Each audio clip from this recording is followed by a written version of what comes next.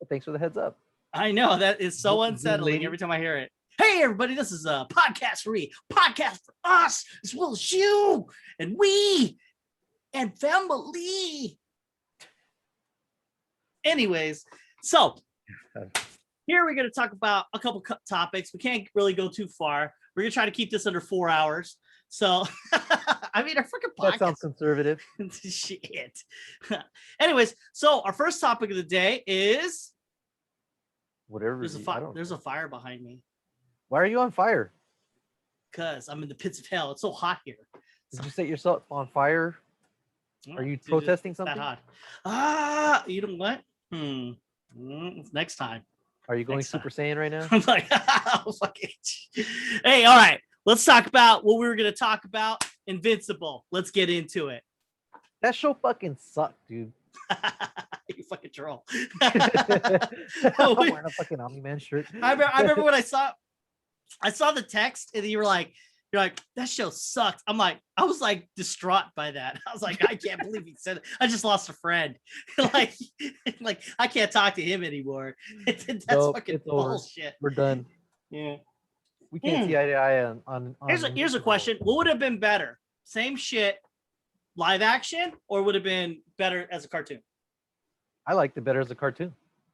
I know, but if it was live action, they could say they had all the money in the world, same special effects and everything. Here's the thing about anime or any animated thing. Yeah. Since you know it's animated, your suspension of disbelief is way up, and you can buy more into what's happening story-wise and let go of whether or not it looks real or not. When something's live action, it's like, oh, that's so green screen, or that can get in the way and take you out of the story if you notice that kind of shit. But if you're watching something animated, you kind of go into it knowing that it's not going to look real because it's animated. I hear you, because like there's some anime where if you watch it, it like when they do something goofy, it's hard to take in. It just is. Because when you see it, you're like, when they act all goofy and shit, I don't know. There's something about it where it just takes me out of the moment, disengages. Something animated? Yeah, well, yeah, definitely. When it's when animated, you do like the chibi eyes or something like that. When it gets goofy, I don't know. I'm able to handle it, but I've seen it done in live action, and I'm like, oh. What, you like that or you don't like that? No, live action's terrible. If you act goofy in live action, like The Mask, which The Mask is, supposed to be goofy, but if he would have put in like, it's smoking or some shit like that while he's killing people on the subway, it would be kind of like. Now, supposedly it is going to be a live action movie, but. What? Yeah, supposedly that's already in the works. Really? Fuck. How? Yeah. Okay. I mean, it'll be interesting, but I think animated is better. Well, the amount of time spent, because it's a lot. It's, believe it or not, it's long. It's like an hour for the first episode. I'm hoping that the animation gets bumped up a level for the next season. Oh yeah, of course, yeah. I mean, I don't know. They worked within their budget on this one. The voice acting was fucking awesome, dude. Oh, it was top tier. It was, dude. Really that Asian dude. What's his name? Stephen Wen, I think, or Yoon. I think it's Yoon. The Invincible voice. That guy. He was on The Walking Dead. But when he was on as Invincible, shit, dude. And I was there. And I wasn't sure about fucking J. Jonah Jameson being Omni Man. You haven't seen Whiplash. Well, because he came in right away, and I was like, oh fuck, that's J. Jonah Jameson. And then I was like, after a little bit, I was like, no, that's Omni Man. He I don't know how he got away from that voice, but he became like that towering superhero type. Have you seen Whiplash? It's when he's oh dude, just watch a YouTube clip. It's great. It's called so it's about this drummer kid. Oh, I've seen clips of that. Yeah. He's dude, dude, like this guy is really good. He's actually good in another movie called Burn After Reading. And he's he's like the head of the CIA or something like that, and some shit's going on. And he's like, what? Like, he's like a superb actor. I truly like him, and he's a delight. I wish he was in more shit because he's good. No, he's really good, dude. When he comes at spoilers. When he comes at Invincible's friend towards the end, I think it was like the second. Oh yeah, he puts his hand on the car. Dude, he's the all, directing. Where's Mark? Call him. Like he's like irritated. Like the way that was directed and shot. I mean, it's not like a movie, but like whatever they did to make that scene worked. I got that same scary sense, like from when you first saw the T-1000. Do you remember that feeling? That oh yeah, it was menacing. He's a good guy, but there's something else, you know. Yeah. And then finally, when he goes full bad guy, he's still not screaming or yelling or anything. So when Omni Man puts his hand on the car, he's like, "Where's Mark?" That calm rage. You know, that's actually how I like. If I'm talking to my kid, I won't yell at him. I'll be like, I'll bring it down. I'm like, get over it now, like that, or I'll say something like that, and he gets it. I am a shouter, but for some reason I'm not with my kid. I fucking abhor that mentality of I just like that. I bring it down, you know. And I like when he did that. It was more energy, more gravitas, because this motherfucker's about to snap, you know. Well, you've already seen what he's done before, you know, and he's kind of already past that point of no return. Yes. You know, he killed all those dudes in the house, all those agents and stuff. He's kind of past the point of no return. Everybody knows what's up. So you don't know what he's going to do now. Mm-hmm. So he doesn't really need to yell or flex or do anything. Well, no, I felt it was like, because how they explained it, I see it as this. Here you got this being who's lived for like 1,000 years, right? That's a long time. So I'm old and I'm like 39. And I'm annoyed now with conversations in the sense of like, oh, I'm caught in this rhythm. Here we go. And like, I just want to get to here, but I have to go through these steps to get to here. And this guy, Omni Man, just wants to get to his son, right? Because this is it. He's fucking done. And he's like, where is he? Like, he is like, but he can't kill him. You know, if he kills him, he doesn't get the information, and it's not like a thing where he will never find Mark. It will take even longer to find his son. So he has to. It's like a sacrifice of this time versus that time. So here he is talking to this. Nothing to him. He's an insect, and this insect is taking his time, and he's like, where is he? Call him, you know, but the way they designed, the way it was shot, though, I mean, like, I swear to God, dude, if it was a human being, that was perfect acting, but it was animated, so it's weird. But the inflection of his voice, I mean, like, fuck, I wonder if they had him, because whatever, I forgot his name, not Simmons. What's his name? J.K. Simmons. J.K. Simmons. That motherfucker, I bet money they had to have seen him do that and then emulated him, because he could do that. Or it might have been a scene in the comic, you know, that but like you fucking feel it, dude. You can feel it so much irritation. Fucking like I'm fucking dying as a talk. They just tried blowing him up too, so he's like, he's fucking annoyed to no end. Yeah, and his world's coming apart, and he's like the most powerful being there, you know. So it's just like an extra, like, fuck you, you know. Yeah, I watched it twice, dude. I ended up watching it once. And my girlfriend, then I showed her the first episode, and she was into it. After the end, she was like, press next. She was like, just go next. Yeah. She's like, I gotta know, why did he do that? And that was such a great way to start the show, man. The first episode? Yeah, the first episode. Let's talk about it. So the first episode happens, right? And my first impression of the first episode as it's starting is like, you actually said something in the text where I was like, I could see that, where it was like generic characters, because it was to me. I was like, I was already kind of not bored, but I'm like, here we go, and I thought I knew where we were going. You know what I mean? And I thought father son, you know, coming of age thing, you know, maybe you have to fight his dad or something. Maybe, but when he and then like when that battle starts, where he's fighting the Justice League basically, and the Flash version pushes that guy, it happens fast and slow at the same time. Like that moment, they're slow, but it's like, what the fuck is happening? Like the Flash guy knew if he had not pushed that guy, he would have been dead. Yeah. And then when you think about it, who's the first person he goes after? And I thought this guy was like supposed to be like Wolverine, but I mean, like he can fly and he can do all sorts of shit. It's weird. Yeah, the Immortal. Yeah, he is kind of like Wolverine because he heals, but it takes him a long time sometimes. Yeah, well, I mean, to put his body back together. I guess, but he can fly. Yeah, and he's super, and he's punching Omni Man, and Omni Man's feeling that. So like, it's like, how strong is he? Oh yeah, fucking Omni Man did not come out of that, unscathed. Yeah, so but he took them all on at the same time. That's true too. But like, so it's cool though. Like if you break that fight down, the Flash pushes him out of the way. Like, so that means that Omni Man was trying to kill him, because he does cut his head off. So that punch must have been like, that was the punch to kill him. Well, what was also cool? I mean, physics wise, he pushes him out of the way. He doesn't tackle him out of the way.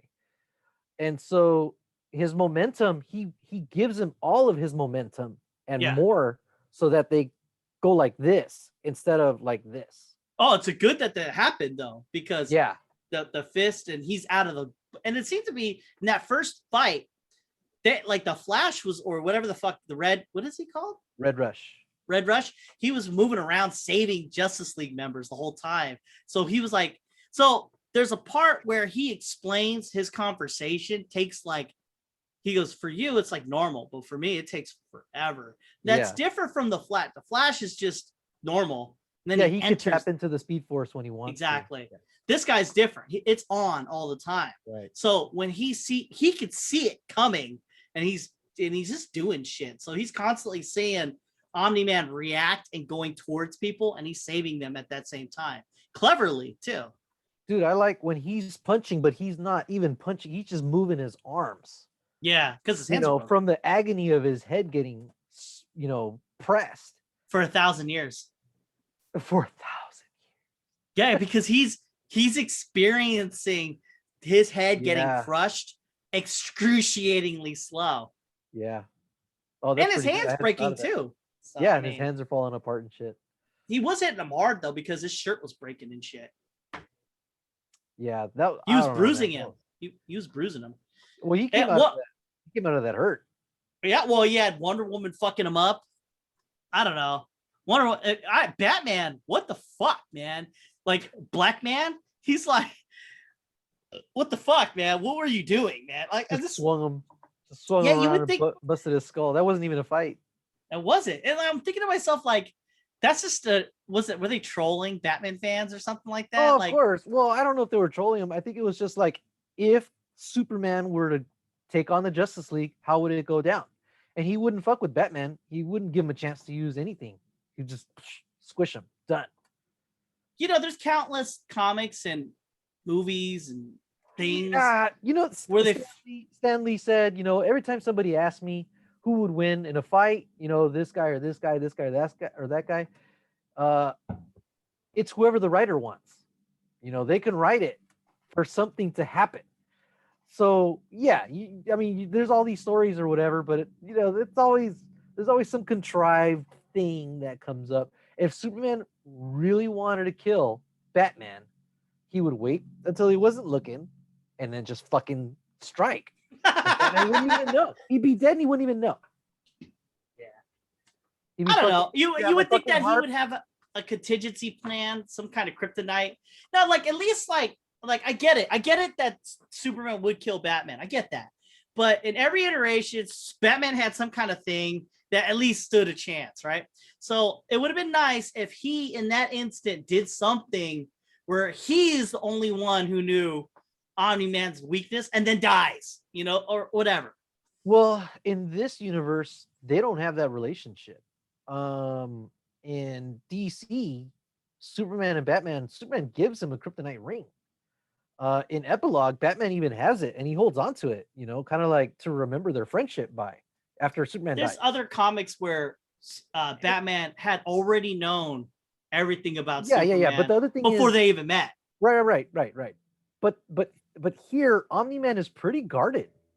You know, they don't know much about him besides what he's shared with them, which turns out to be a lie. Well, this is my only gripe though, is because okay, you got Cecil, the character Cecil. Everything that he is, super smart, always a step ahead, and still manages to lose, but still stay alive. That's Batman. Like, Yeah. I mean, Yeah. you know, I mean, like Yeah. that, like Cecil's on it, dude. He's making people drink water. So even Omni Man can't see this spectrum of light because Cecil has planned this shit from the beginning. And I'm thinking to myself, like, how is it that fucking Batman, they're I don't know. It was a bad representation of Batman. Everybody else, whatever. The Flash, all those characters, they could die. I just thought that was a bad representation. Yeah, but that wasn't the story though. Darkwing was not the story. The story. No, he wasn't the story. I don't mind him dying. I really don't. I just wish that he knew, like, at least something real quick. Like, everyone did their thing, right? Everybody did a thing where you're like, oh yeah, that character would do it. But Batman's real thing is doing what Cecil does. And if he died, was if he would have been like, I know his weakness, and he went at and him, then dies. No, he goes at him, and then Omni Man's like, I just let you think that was a weakness. Oh, that would be great. That would have been great. That would have been great. Like, something like that. To work. Yeah, like something like this. Like he pulls out kryptonite or like some blue rock or something, and he goes, "That's not my weakness," or something. I don't know. He lets them hit him. Like when he let Doomsday hit him, and he's like, nothing happened. Yeah. Or that's it, dude. Megamind style. Oh, copper's my weakness. Oh, you know, that's like right. Yeah, I mean, like anything, dude. That would have been fucking beautiful. This whole fucking time, this master strategist thought this one fucking thing was, this is it. This is the fucking, I have to use my ultimate weapon. And it's a dildo or something like that. And then he thinks that this would destroy him. He's trying to beat him with a rubber dildo or something like that. And then he's fucking yeah, he goes, I let him think that was my weakness. That was awesome. The cool thing was it wasn't gory until that point. Up until then, oh yeah, it seemed like a pretty standard, almost like the Justice League style. Yeah, you know, well, the animated universe style of animation, and then they went full tilt there. Yeah, and then it was like, okay, this is something completely different. I really did like how it was at first, because like in the beginning, like people were dying and shit. I'm like, this is just a goofy Injustice League kind of thing, and I'm like, what the fuck ever. But then, yeah, you're right. As soon as he got to that point, like people were dying up to that point. Those two blue dudes, the two Thanoses come out. You know, they're my like favorite characters. But they were really good. They were killing people left and right, and like it was like whatever, right? But then when it's Omni Man, you see blood, guts, fucking entrails. Yeah. It wasn't presented the same way. You know, it was implied that people were dying, but you weren't seeing it. Yeah. This way or the subway way. Yeah. I wanna take a picture in front of the subway wearing this shirt. Holding a dog. Holding my dog by the head. You know, that first episode, all right, so whatever on that. Let's just move on to other characters here. So you got your Omni Man. He's pretty tight. I like that. It's pretty strong. I think he takes out a whole planet at one point. That was I think that's still my favorite scene of the entire show. Where he's like, I think it's the end of the second or third. That was the fourth episode. Because he's out the second episode. It's as soon as he comes out of the hospital. He comes out of the hospital and he goes straight to that battle. He goes, I think it's at the end of the second episode, and he goes through the portal and he's just like fucking that planet up, you know. Yeah. And they drew him so sick, and then he comes out with a beard, and I was just like, God, it looks tight too. The animation, the explosion animations that they did. Yeah, he's so serious too. Like what I liked about it, he was very enigmatic. Am I using the word right? Because because he doesn't say anything. He's doing these things, and this whole time, me and my wife were like, he's being controlled, or all these things that they say at the end, because you really don't know, because he's so quiet about it, right? It was like a switch that flipped, but he seemed genuinely nice.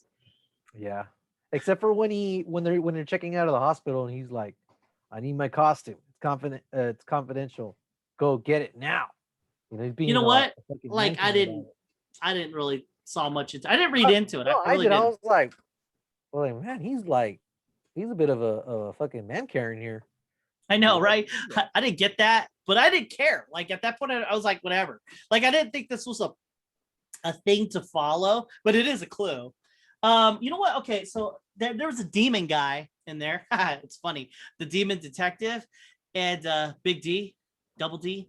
Now he his part like was weak as fuck, dude. Like I was like, it felt like you didn't have anything else to write, because he does in context kind of clue people in on some shit, and shows that Cecil knew shit all along. That's why he has to go down. I don't know. I felt like a waste of time. Like, what the fuck can you do? It could be building up to something later though. I hope, because it felt like a waste of time. It could be that the rest of his arc or whatever comes in the second season.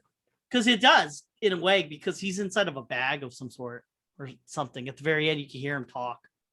And he just goes, and yeah, or something. That's it. But I think it's just implying that because he left his notebook behind for Omni Man's wife.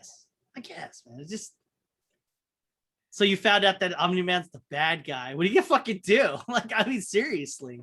I like Cecil's point of view though. Cecil's like the if to those who don't understand what we're talking about, watch this fucking show, so I don't have to explain anything. But I say that Cecil, it was very cool that he knew it was Omni Man from the start. Never trusted him, and he's the reason he's not doing anything is because he doesn't know a way of killing it. Yeah, but he's a pragmatist. You know, you nailed it. He really is the Batman of the show. Oh yeah, definitely. You know, he's got all this knowledge. He doesn't have like innate power, but he's got imagination and resourcefulness on his side. He's almost like a Lex Luthor too, if you think about it. He's not like the genius level like that, but I mean, I don't know. It just felt like he was the Lex Luthor of that universe, because he has all these plans. Well, my favorite Lex Luthor is Red Sun Superman Lex Luthor. Yeah, I would say because I mean so that big old kaiju, you know, is still alive, and he was all, hey, you know what?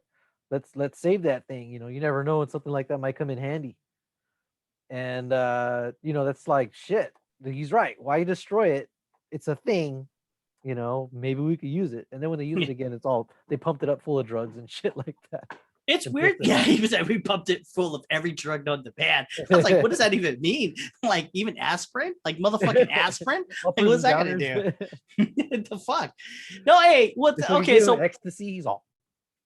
Yeah, he's fucking just raging. You know, I didn't understand the cyborg. Okay, there's a couple episodes where there's the cyborgs, the dead cyborg people. Why the fuck were they so powerful? Yeah, I don't know. Never before has that been a thing that could beat up Omni Man. Yeah. It's like, well, nobody else can build a machine that could do that, or is there something is there something special that he's doing with the fusion of man and machine? You know, that makes it more powerful. Here's another thing. What about that robot? The guy who's in the ugly thing that is in robots. Robot. Yeah, robot. Well, I don't know. Didn't that feel kind of like, what the fuck? Why are we going this way with this? You know, like I liked it too. I did. I just thought like when you think about it, everything happening, there's so much shit going on. You're just like, why is this a thing? Yeah. At first I thought they were bad guys. I thought he was working with Cecil, but on the second watch, Cecil walks in and doesn't realize what he's doing. Yeah. He sets the blue guys loose. So he's doing it on his own. Yeah. He's actually using their resources to finish his plan. Like it was always a plan, but now that he had their resources, he was able to actually finish doing it. So he's into this chick who looks like a little girl, like a 12-year-old or some shit. Even though she's not. Yeah, she's 25 or 26 or something like that, right? But she like ages backwards because she turns into that demon thing. And I'm like, all right, so where are we here? How do you understand this? Okay, so she's 13, he's older. Well, they're both in the same situation now. They're older people in younger bodies.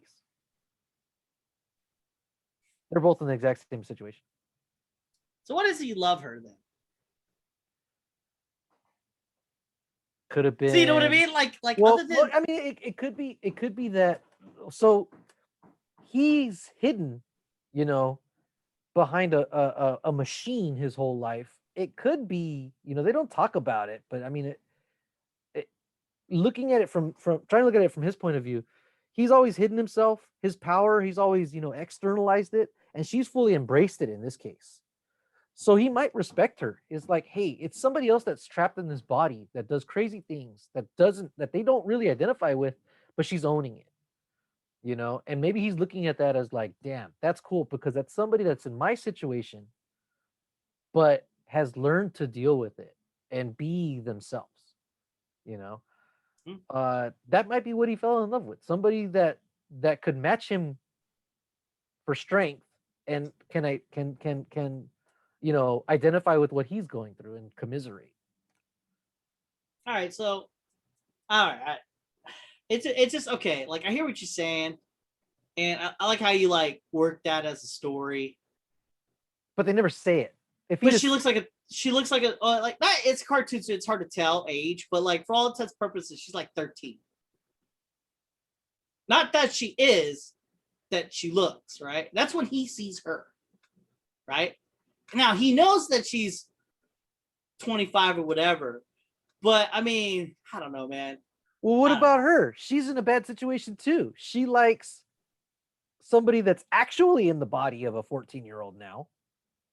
Just happens to have a mind, but the body did not age that long. So she's in that weird situation too. Okay, here we go. They both found each other in a weird situation. It's kind of, now I don't want to insult midgets. Look, I don't want to insult midgets. But oh man, if we had a Patreon, shit, this would be on there. But since we don't, I have to go there. So you got midgets, right? Little people. And you got dudes that are like, not little people, but they get with them, right? And I wondered myself, is that a thing in which, are they really attracted to them? Like, not when it's the girl to the guy, it's when the guy man is with the like midget lady or the little lady. I mean, I wonder if that's a thing, like some kind of what's attracting you to that, like it's got like a little body. It's not my thing. I know it's not your thing, but like there's got to be something to that, right? I mean, I don't know. I wouldn't judge because then you're just saying, well, little people can only date little people. I know, right? I don't want to go there, but I want to explore the topic in a sense because I'm like, how about if your girlfriend looks like she's 16, But well, I'm sure, for people that are in that situation, they probably have to fish that out of whoever they're deciding to be with, They might have that as a guy, just talking from my experience, it goes like this. It's not like when you see a girl pass by, say this is the girl you're gonna get with, right? This isn't a thing in which you're looking at her and you're like, oh man, I wonder what her feelings are like. That's not a thing. That's not real.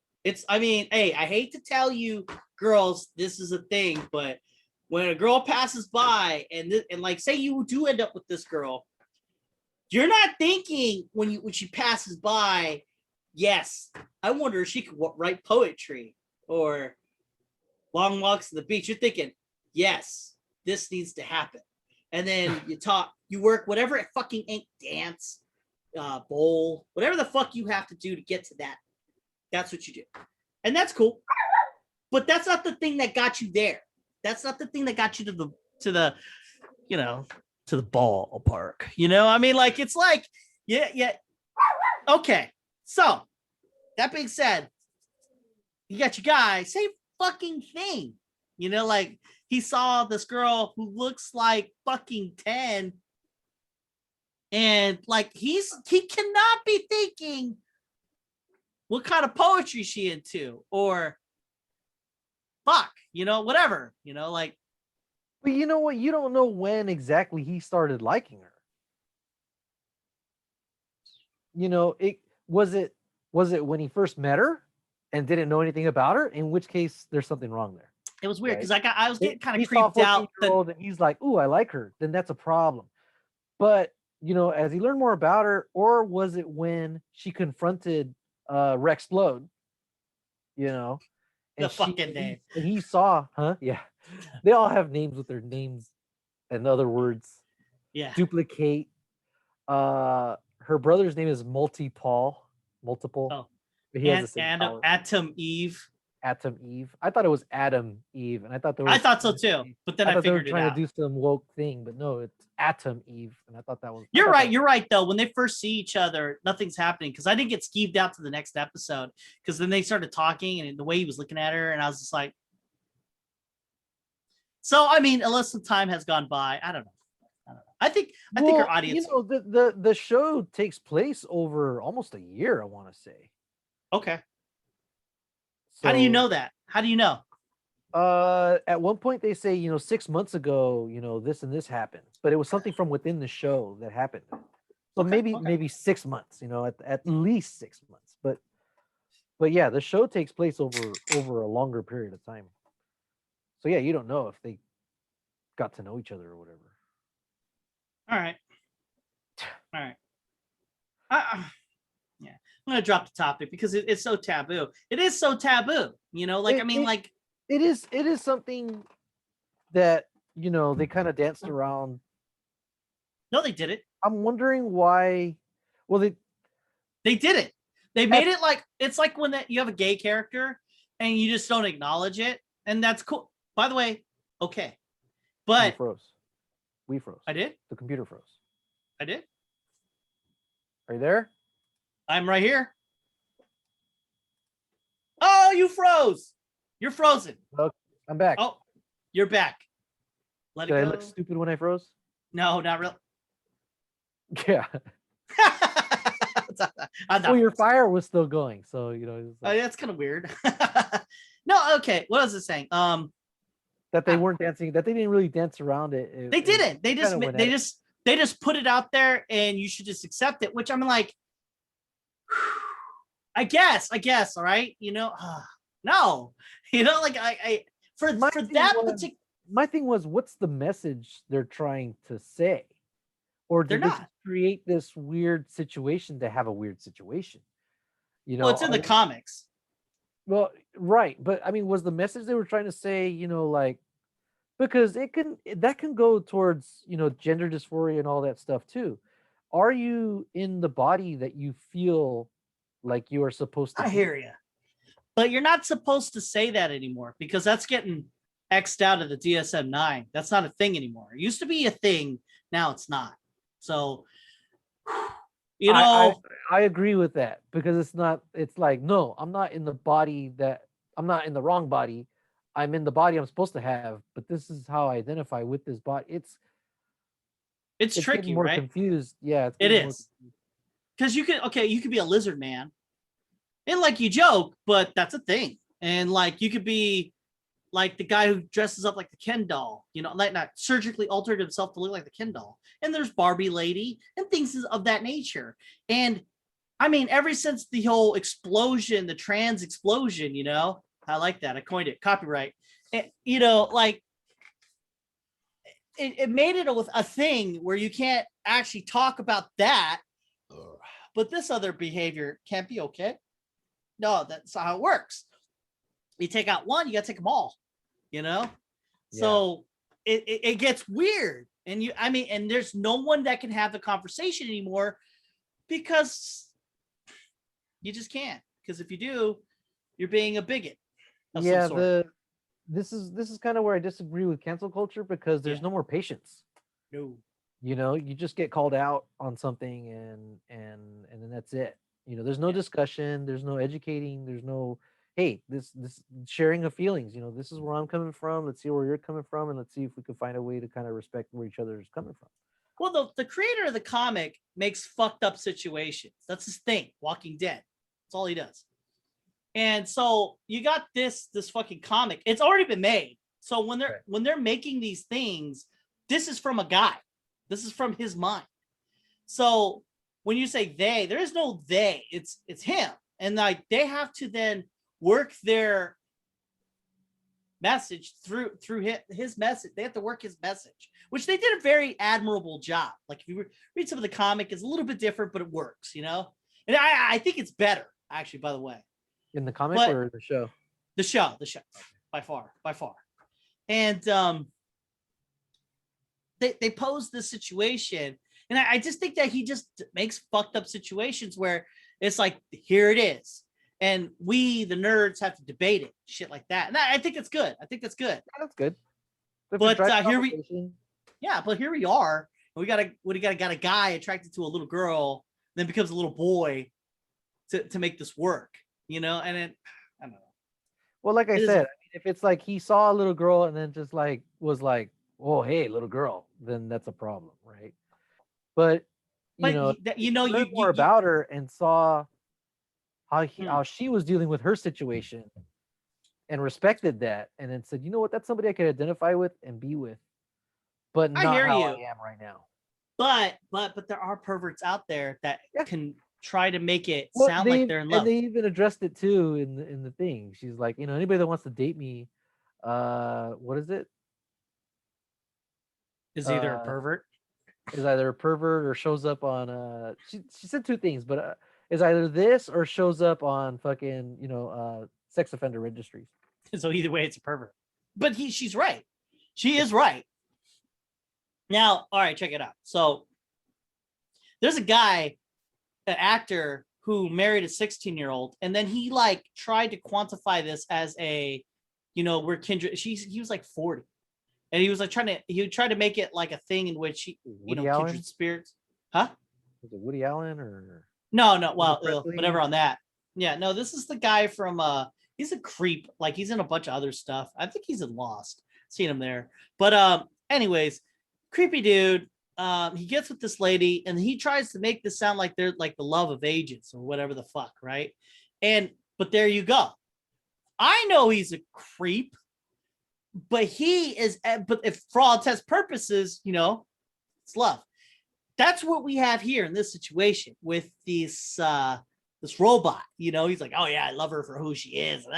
But I mean, but she is 25. I don't know, man. That is a fuck situation. Let's just say. Yeah, I mean, it's not as messed up as the situation that you're talking about, because in reality, a 40-year-old has a different set of experiences than a 16-year-old. Yeah. We could say, the 16-year-old has lived more. Some 40-year-old that was sheltered or whatever probably doesn't have that maturity level. But generally speaking, and it's why we have these, consent laws and all that shit. Yeah. I don't know. You know what? Let's weave out of here. So let's talk about the Thanos twins. The blue. I thought they were just fucking henchmen. Yeah. But then talk about subversion, man. Now, what's his name? The guy who made Star Wars 8. 8. Yeah, 8. Rian Johnson. Yeah, Rian Johnson needs to take a lesson from fucking Invincible, because that's how you subvert expectations. Yeah. These guys, fuck, man. I thought they were just bad guys who are just henchmen and they're a one-off. But they came back. They're very smart. They did bad things. I mean, it's fucking cool. Well, the advantage here is that they're working in like an alternate universe, right? They didn't go first episode and kill the Justice League. It was another version of the Justice League. So we're already kind of like it subverts our expectations, but without violating the source material, So what Rian Johnson probably should have done was do like something that's similar to Star Wars. Take us down a path where, hey, this seems like Star Wars. Oh shit, no, it's completely different. That's subversion. It has a different thing to tell. It has something different, a different story to tell. That's true subversion. The other one is just fucking with people's expectations and then, disrespecting their fandom. Yeah, and then telling them because the fans want this. No. What was good about this subversion, and it's different from what we're talking about in Star Wars, is this. It's a subversion in the sense like there's no expectations I have really with this show. You can do whatever you want, but you started pushing me towards a direction, and then you went this way, and I'm like, what? That's a good subversion. Now, Star Wars, you could have done the same thing and pushed us towards a direction, and then it subvert wasn't us. earned. It Yes. wasn't earned. Yeah, it wasn't earned. It was just, hey, you know the thing from the first 6 movies that you watched and loved? Fuck that.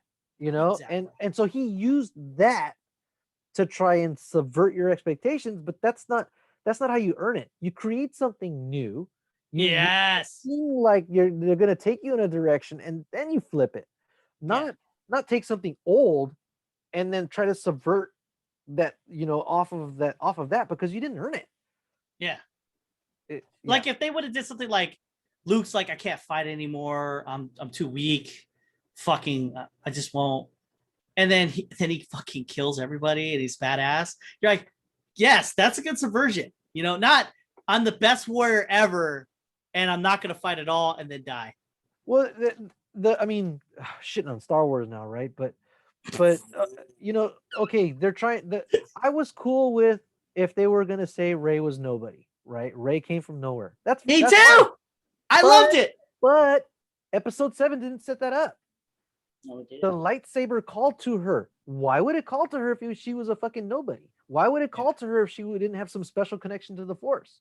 Why would she hear fucking Obi-Wan and shit like that and Qui-Gon by touching the fucking thing? If that didn't happen to anybody else, if it didn't happen to fucking Maz, whatever. Why would Han Solo go to Maz? Who is this girl really? I mean, like, did fucking nobody? Why did you do that, Han? Yeah, why would they cut away when he's about to say it? Like, oh shit, they want to keep it a secret from us. Okay, she's nobody. I know she's nobody. Even though I just met her, she's nobody. He even looks at her in a way like he knows something, but doesn't want to be the one to have to tell her. And then in the next one, it's like none of that shit happened. So that's what I'm getting at. It's just, it wasn't earned. It wasn't earned, and it didn't follow along, and you had to forget a bunch of shit from the first movie in the trilogy. So pushing it back to here to fucking Invincible. They're using tropes and stuff that you're familiar with. Yes. They're taking you down that familiar road and then they're going wham, and that was cool. I thought it was a father-son thing. I felt it in the first episode when he's like, I want to be like you, Dad. He's all, hit me. Hit me. I could take it. I wasn't expecting it last time. I could take it this time. Hit me. I can do what you do. I want to do what you do. I want to be like you. On the second watch, you're seeing how in love and how into each other Omni Man and his wife are. Yeah. You're seeing how much Mark worships his dad, and wants to be like his dad. And his dad's a fucking monster. All the things that he's going to do. And it's not because he just decided to do it all of a sudden. It's been the plan all along. Now, biding his time. Go ahead. Monster. Let's talk about that. Omni Man. Let's go back to Omni Man. Is he a monster? Honestly, you're a guy who lives for thousands of years. So everyone you meet is literally going to die. And they could talk. Yeah, people could talk and have their own things, but how trivial that fucking is to him. That was my favorite part of the show when Mark tells him, because he's like, in 1,000 years, what are you gonna have? And he's all, I'd have you, Dad. I was like, oh yeah, dude. And then he looks at his hands and he's like, fuck. Like he's gone too far. He's already realized it. Or at least this is how I'm looking at him, right? If I were him, I'd be like, what have I done? Yeah. Because I could have kept being the hero to my son. Because in the end, I would have had my son. And now I can't even have that because of all the shit that I did. I thought this is where I was coming from. But his son forms that bridge between, that I'm going to live forever and everybody else is ants, and this is what family is. And this is what home is. And his son forms that bridge. So he still needs to cross it, but he's probably done too much to be able to. Well, I was thinking this, so he was explaining himself and how they all are. And it just made kind of sense that how he's trying to explain it to his son. Like, look, this is just a game, really. I mean, this is something to do. We got to conquer shit. I mean, fuck. I mean, there's nothing for us to do. Like, honestly, there's nothing. Well, he sees it as altruistic. Yeah, because he's going to give these people peace, you know, and they just have to fucking obey, you know? And why not? Because they're fucking powerful. They live forever, you know? They get like literally the power they said is like their aging slows as they get older. I mean, like, what the fuck is that? Like, what? So you live forever. That's what that is. Right. Like, you're literally the universe. Anyways, so here you are, another fucking planet. And how many planets has he conquered up to this point?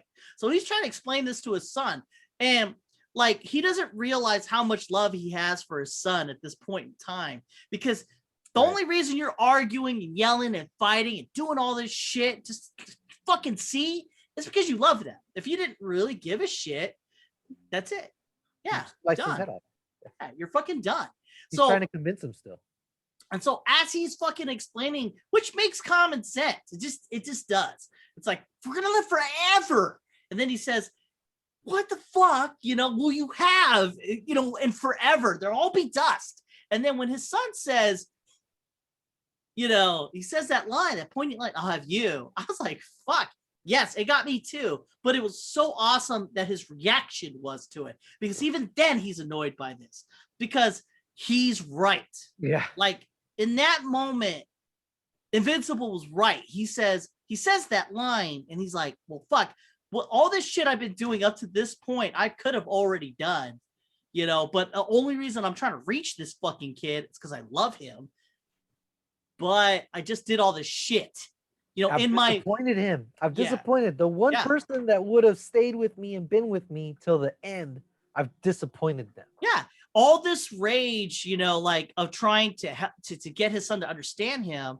He missed the point of how to reach him. Like, for instance, I think about this with my kid. Like, I mean, like, there is a way to teach a kid to do something and like it will work, but at what cost? You know what I mean? Like, if you don't want your kid to do a certain thing, you beat the shit out of him.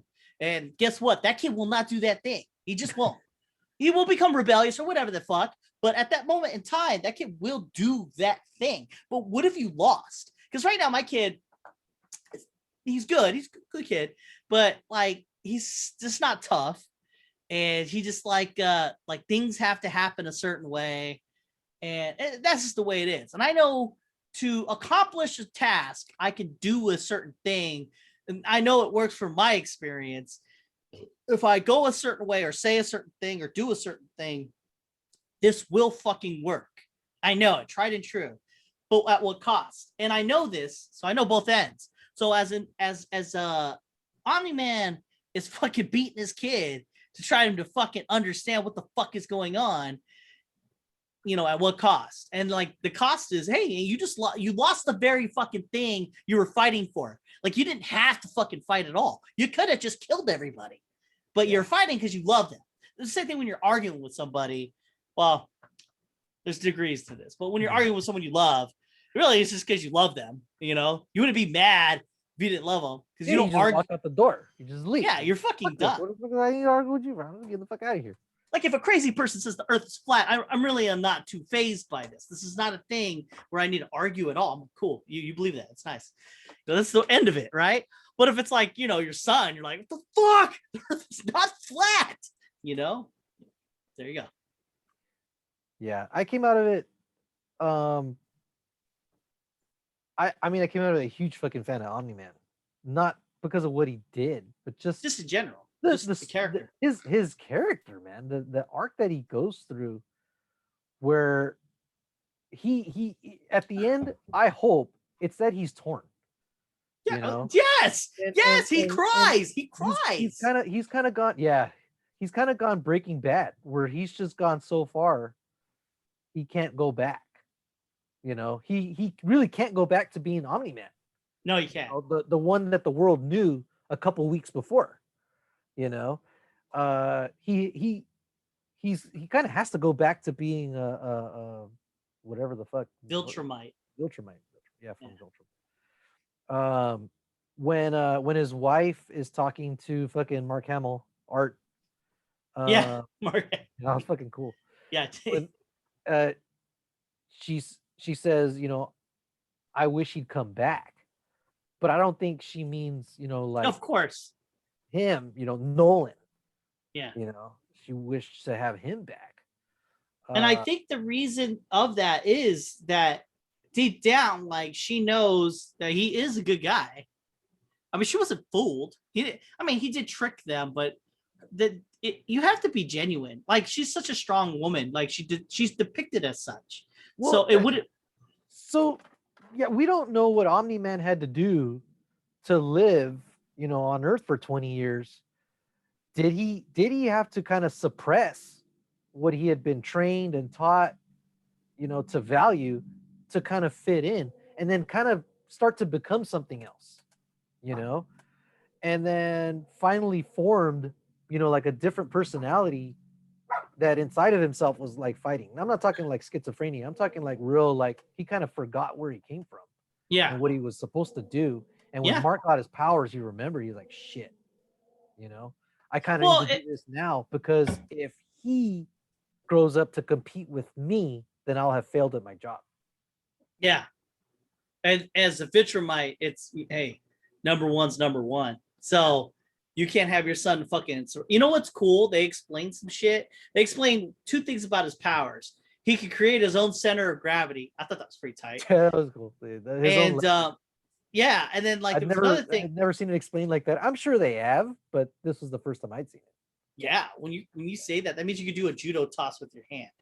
Ooh. Like, yeah, and it explains so much. Like it like a doubling effect with his power. It's not only just strength; he's also creating his own center of gravity.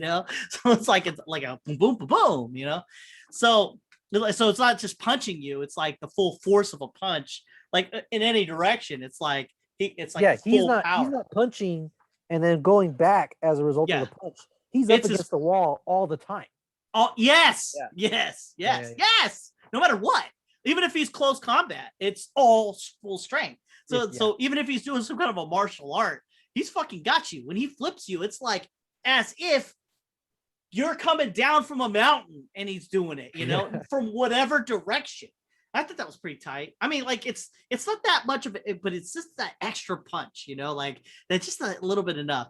And then also the Viltrumite blood, and this is what's cool. It gives Invincible a kind of a plot device to be stronger. The Viltrumite blood is so powerful, it just completely overtakes you. So if you're human, you're full blood Viltrumite. Yeah. So he's not half-blooded. I tried to explain it to my wife, but she's like, no, it's one being a did, but I'm like, it's storytelling. They said that it's 100% though. Yeah, he said Viltrumite blood is so pure, you're practically 100% Viltrumite. Yeah. And I was like, damn, dude, that's tight. That kind of goes to genetics. It's like Viltrumite blood is all dominant. Yeah. It's dominant. So there's not going to be any shared alleles. It's all fucking Viltrumite.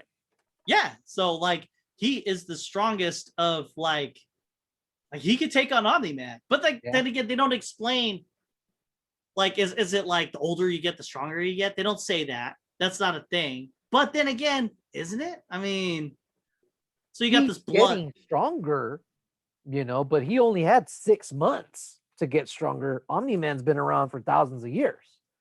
Yeah. So, we don't even know if Invincible can catch up to him. Or if Invincible can get stronger. We don't even know if that's a thing. Oh, maybe that's the limit of his strength. Yeah, I mean, how do you get yourself stronger? Like, it's not like they fucking work out. Well, no, they do, because he says that working out or flying is like a muscle. You really do have to work it out. And well, there you go. Like, I can't believe, I actually have to work out. He's like, yeah, this shit isn't easy. You don't just get strong. You have to work at it. Oh, that's terrible then. So that doesn't make sense that Invincible will ever get stronger. So that it does, because it leaves the potential for it. It takes out the genius part. It takes out the natural ability part. And it opens the door for, hey, if this dude fucking trains, he can get stronger than his dad. But you're saying that's as if the motherfucking elite guy, because he's elite, didn't work out. You know what I mean? Like, and he's been doing it for 1,000 years. Yeah, but we don't know how hard he worked out. Is there a harder way to work out? Was he? I don't know, man. Was he bench pressing Mars or was he bench pressing Jupiter? You know, we don't know. Yeah, I don't know. And we don't know how strong. We don't know how strong other Viltrumites are. What if Omni Man's not the shit dude from Viltrum? What if there's somebody that trained harder or differently? I read ahead. There's levels to this game. Let's just say. Okay. Yeah. I don't know. There's levels. Fucking levels. Hey, anyways, we kind of straight up, man, dude. Invincible is so cool. There's so much to talk about. The second watch was worth it, dude, because they do plant the seeds throughout. I watched it again. Yeah, the voice acting fucking nails it. The first time when he flies, in the second episode when he flies into that other universe and he's fucking that planet up and he tells them Earth is not yours to conquer. Yeah, the implication is it's mine to conquer. Oh, I knew that from the beginning. Yeah, I felt it right away. But yeah, it makes way more sense the second time you watch it. You're like, yeah, he's fucking them up because it's like, get the fuck away from my planet. We've already claimed it. This is ours. Yeah. There's we talked about the robot. How about Adam and Eve? Adam Eve. She's strong, dude. She's fucking powerful. Isn't she? Yeah, I liked her character a lot. I feel like Omni Man would have annihilated her, but then she does all these things that are so powerful because she could just like transmute anything. So I wonder if she could transmute a person. Oh, what the fuck? Right? Holy fuck! I didn't even think about that. Why is it just trees? You know, I mean, if you do a fucking tree, water, anything coffee, like that, you know. Yeah, she made coffee. Her suit. Why not a person? Yeah. I just fucking turn you into a puddle of fucking jelly. Oh wow! But then again, you got to move fast, so I don't think she could. See that? I think that would be her weakness. I mean. Again, it's because Adrian kind of put Omni Man up against like Red Sun Superman, and I would think that that's apt. I don't think so. Omni Man is strong. Red Sun Superman is faster than the speed of thought. I mean, like, well, see, we don't know how fast Omni Man is. We don't know. There's no feats. He fought Red Rush. No, wait, no. There's something to this. Okay, so you got that big monster, right? The thing that hurt him. Kaiju. If he was really Red Sun Superman, he would have one-shot that guy. Well, we don't know. We don't know how powerful the kaiju is, so we kind of have to. We don't know how powerful the beings are in this universe to put them head to head. That's tough, man. Because it is. Yeah, that's a tough one. But yeah, you know, we don't know how fast Omni Man is. Is he fast enough where, like, if Adam Eve looked at him the wrong way, he fucking go and just snap her head around? Yeah, that seems to be his go-to. If he's having trouble with you, he'd either go, hi. Oh man, when he grabs Donald's spine through his back, Donald was the guy with the glasses. Oh, that guy, yeah, the nerd. Yeah, when he goes behind him and grabs his spine, and then Donald hits that nuke button.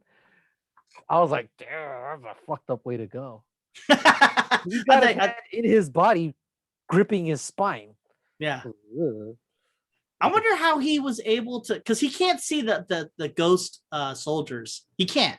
So how is he able to know where they're at? I think he uses hearing. I think that's what he was doing. Could be a combination of things. Yeah.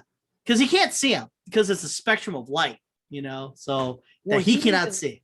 He even saw, oh shit, what's the name of the guy that teleports everywhere? Cecil is not covered in that shit. He's just teleporting. It's different. Yeah. He sensed Cecil in there because he turns around and he grabs Cecil by the throat in the house. And I'm like, ooh, did he sense him before he teleported? Did he? No, I think he can hear. I think it's a hearing thing. Maybe it's even a sense of feel, you know? Because all it is, that whole thing of them being invisible is quite literally just them being invisible. Yeah. So he can hear their breathing, their heartbeat. So, because it only took out the spectrum of light that you can't see. That's it. That's all they said. If it was like a spectrum of sound, now you got something.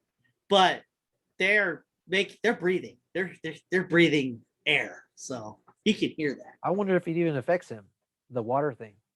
Oh, it does. It does because he can't see him. I don't know, man. He fucked them up like well, they weren't invisible. So you're like this being who could just like people. Everything is like just clouds to you. I mean, if he knows you're there, I mean, they can't move. They don't have super speed. There was one guy he killed just by bumping into him. Yeah. He's like went, and the guy went.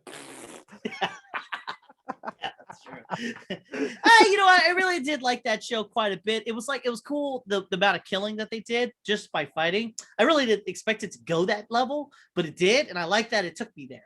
I don't even think Dragon Ball's ever done that. Dragon Ball has destroyed a planet, but they never did a thing where, as shit is happening, kids are dying On the ground. What does that look like for a planet to explode or for a city to get destroyed? What does that really look like? Yeah, they were just Invincible is like falling through people and shit. When yeah, that's Sunday scene, dude. Yeah, that's great. He's inadvertently killing people because he's there. It was like shocking, but also it's like, hey, this is what's happening when there's a fight like this, and you see a subway kind of go off a bridge. These people are just falling apart. Yeah, you start thinking about, when buildings fall and shit, and there's people in there. We're pretty soft. We're pretty soft and shit. In comparison to Invincible. Yeah, so I mean, I felt it. And it's kind of like the point of no return, when Omni Man starts killing civilians pretty much at random. Yeah, he was plucking them out like flowers. Are we grading this? Yo, yeah, we are. How'd you know? Oh, the soundtrack, dude. Soundtrack was amazing. Amazing. Fucking pop. What makes you think it was that good though? The soundtrack. It was always like they picked a really good song, and I'm just like sitting there like, God damn, Shazamming the fucking music and shit. And I was just like, I thought it was uneventful. The music, I don't really remember much of it.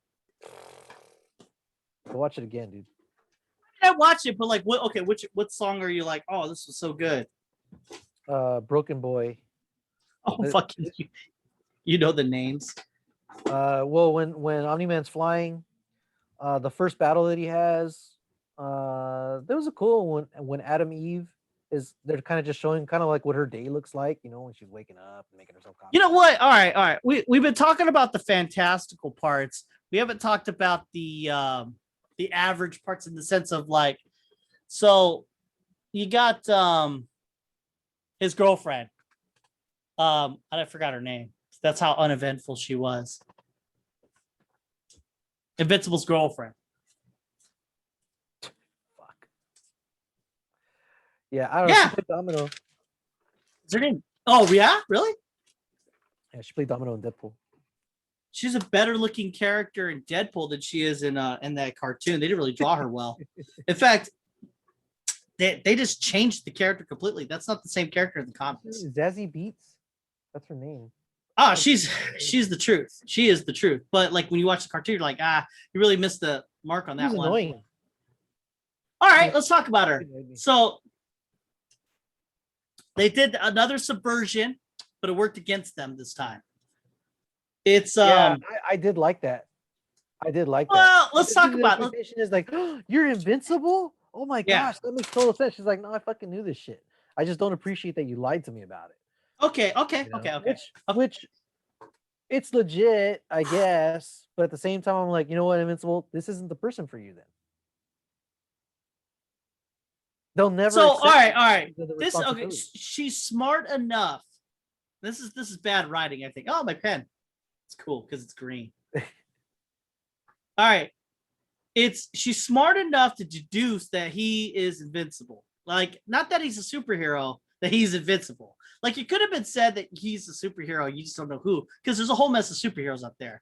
Then you could then deduce, oh, he's probably a superhero. However, no, not only that, she's deduced that he is invincible. Got it. You're that smart. Okay, so every time he ducks out, you're just pissed that he won't tell you the truth. You're telling me that you figured all this shit out, but you can't figure out that a young buck like this guy who's coming into terms with his own powers is automatically going to be like, I'm going to tell this bitch everything. Further to the point, she puts him through the fucking ringer as he's saving her life. He's saving all these people's lives. So she fucking knows. So when she says, like we're done and all that shit. You're calling me. I'm like, wait, what? You fucking knew that what he was doing? Then why the fuck do you want him to? Yeah, I think it would have been better if she would have been like, I know you're invincible, and you know, it's a hard thing to understand and all that, something like that. But like, you're gonna be pissed about him lying to you. Like he wasn't lying to you in the sense of like, you know, I don't like you, but I'm gonna pretend to like you, or he wasn't like some big fucking lie, like I'm actually into dudes, something. Right. He was lying to save her, you know, because that's what heroes do.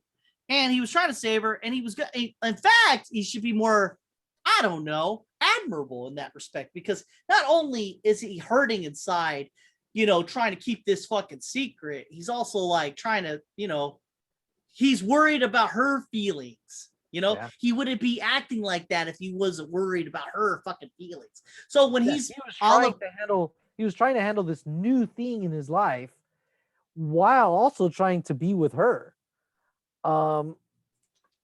That's, like I said, annoying because she's terrible. She's a terrible character, and it's not because it's her. It's because how they wrote her. I thought she was a good character because there's people like that. There's people like that. In what way? There's people that they're super smart, but they're dumb. No. There's people that let's forget the thing that she's super smart.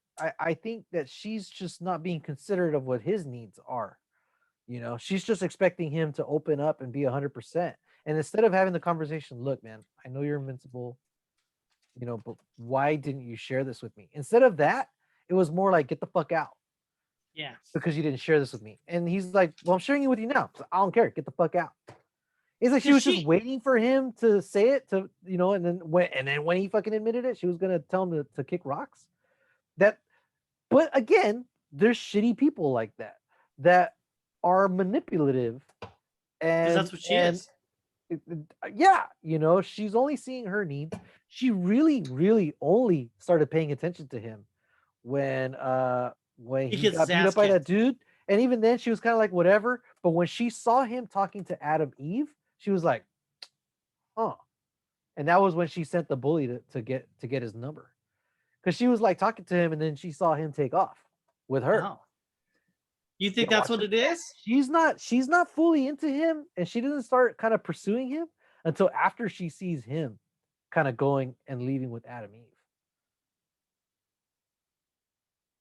So, yeah, I wasn't feeling your character. Even before the reveal part at the end, I was just like, she's just annoying, but not annoying, poorly written, well written, just well written as a shitty person. All right, that's cool. I get it. Well, it's like, okay, I mean, do you agree? You know, Omni Man killing people? No, right? But he's a well written character. I see what you're saying. He's a shitty person. Yeah, I guess it's a well written shitty person. Because there's people like that. And yeah, they're smart, but then they're also smart in directions that they only want to be. There's people that are intuitive, you know, that they kind of like read between the lines, you know, socially, and they can figure out, hey, you know, how's this person feeling? How can I meet their needs? You know, what's happening right here? And then there's people that, you know, they're really good at math, but they don't know fucking people, right? I hear you. They can deduce things out, you know. They're like, oh, this fucking dude's always disappearing when Invincible's around. He must be invincible. But on the other hand, she's like, well, why the fuck hasn't he fucking told me? You know, what an asshole. Blah, blah, blah, blah, blah. He's a superhero. That's what superheroes do. But she's too selfish to see that. Can you see Invincible getting with Adam Eve? I think that's what's going to happen. I mean, I think that's natural progression. I've seen too much of the comic book spoilers. So you already know. Yeah. I mean, like, well, I figured that anyways. There's a weird part where she goes to kiss him, and it was like, well, I don't know how did that arise. So it's like the earthquake guy. He it's funny too, all the bad guys lived. Like, because I thought he died, but you see them at the very end, they rise back up. But whatever, so be it. So they kill the earthquake guy, and she goes to like like that to him, and he goes, "Oh, I gotta get back with Amber, I think her name is." Yeah, and that's then, it. Amber. and then he flies off, and then she's like, "Well, okay," and then she moves on, and I'm like, "Well, how what?" I don't think she goes to kiss him. Watch it again. Now that you know what I said, I never got that. I got that she was like down to hang out with them. Watch a YouTube video saying Adam Eve tried to kiss fucking Invincible. Right, Guarantee he'll point it out. But it'll be like but she was. I mean, they're not jealous, but she is into him. Yeah. But she's also respecting Amber most of the time. I mean, yeah, I was girl power. That's girl power. That's girl power. Yeah, I mean, because there's even times where, like, you know, Amber's pissed off at him and she's like, hey, you know, yeah, he does shitty things, but he's really into you. He only talks about you. You know, yeah, that's cool. This dude's really into you. You know, just give him a chance.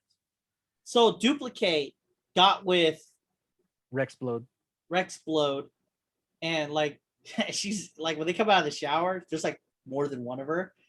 And that shit had been going on since before. Because there's a scene earlier where he comes out and it looks like he came out of the shower, but you hear somebody's voice in the back. And he comes out like, whoo, you know, like all fucking tired. And on the second watch, you realize he's in there fucking. Yeah. Yeah. That's what I thought. Yeah, in the second episode. Oh. Yeah. Because it happens again. Early on. But they break up later on in another episode. Yeah, well, then later on is when she catches him with Duplicate. Right? Oh. She catches him red-handed. But they just been fucking in the shower this whole time? In the other one, she's hanging out with this, and this is before Rexplode gets jealous. Rexplode hasn't even met Invincible yet. Only when they fought against those aliens, right? Adam Eve is hanging out with Invincible. I think they're at school. And Rexplode is at the compound fucking around. Then Adam Eve shows up with Invincible, and Rexplode's like, you guys go to the same school. Like, how convenient, you know? He's being jealous, and he's the one fucking around. Yeah. I mean, that's that shit's real, too. Yeah. You know what's also real? Rexplode was probably getting his ass eaten while he was doing some shit with Duplicate. I mean, shit, dude. Duplicate? Fuck. All right. Here's another thing. So so Duplicate like duplicates herself, right? I've been thinking about this. So she duplicates herself, right? She can't feel that person's pain. Okay. Her twin. Yeah. Or whatever. Yeah, if she did, that'd be fucking terrible. Because they get ripped in half and shit. So there's an original, I guess. Yep. And then you get your duplicate. And they do what you want them to do. And you don't feel anything, right? So I'm telling you, man, that Duplicate, it's got some real power in the bed. I'll tell you what, I guarantee she's like that other Duplicate is doing like just tossing the shit out of the salads. You know, just getting after him, and then just disappears. Oh, whatever. And she's just doing her thing. I mean, damn, dude, damn. I mean, why would she be like out on Rexplode? You know what I mean? Like, she's already knowing that he's with somebody. That should have been a relationship. Dude, I love when he gets caught. He's all, this doesn't mean shit. I would have, you know what? If I was him, fucking him, dude, I would have been like, you don't mean shit, because I would have traded there's no way. Nothing can't beat Duplicate. I mean, period. You can't beat that. There's nothing to beat that. Yeah, she could be like, you know what? I'm tired. I'm not feeling it today. Boom. Make a twin of her. Yeah. I mean, like, there's nothing wrong with that. I mean, dude. Duplicate's the best. He's not. Oh shit! All right, that guy was fucking hilarious, dude. Oh, Rexplodes. That guy was gold. After the second episode, when he's laughing at Monster Girl, when he's all, and Monster Girl, and he just starts laughing in her face. Yeah. He's all, what are you gonna do? What the fuck is happening? You're gonna make me watch this show again. Still think I'm adorable. That shit was good. It's such a good Oh, show. dude, when Invincible shows up to break them up because they're fighting, because Rex Splode is fighting Monster Girl, and he hits her across the room, and some girl goes, Invincible hit that little girl. That's funny, yeah. Made him fucking look like a jerk. Oh shit, man. That's such a good show. Like just really talking good. about it. Yeah. That show has so many good moments. Oh yeah. It like I'm thinking about watching it again. It was so easy to watch it again, dude. I was so into it the second time. So all right, let's go over this. So rewatch. Where are we at? Fuck, dude. I kind of want to watch it again. There's a reason why Ragnarok is so rewatchable, Infinity War, Endgame, because they create these really special moments. You know, it's not just, they don't just drive the plot. There's moments that give you insight into the characters, even the funny ones. You know, at the very end, when Invincible is going up the stairs to tell his mom, hey, you know, what should we get to eat? And she's devastated. She's in bed crying. You know? And you're remembering in the first episode how into each other they were, and she was still in love with him. She didn't get a chance to break up with him. It was just like a switch.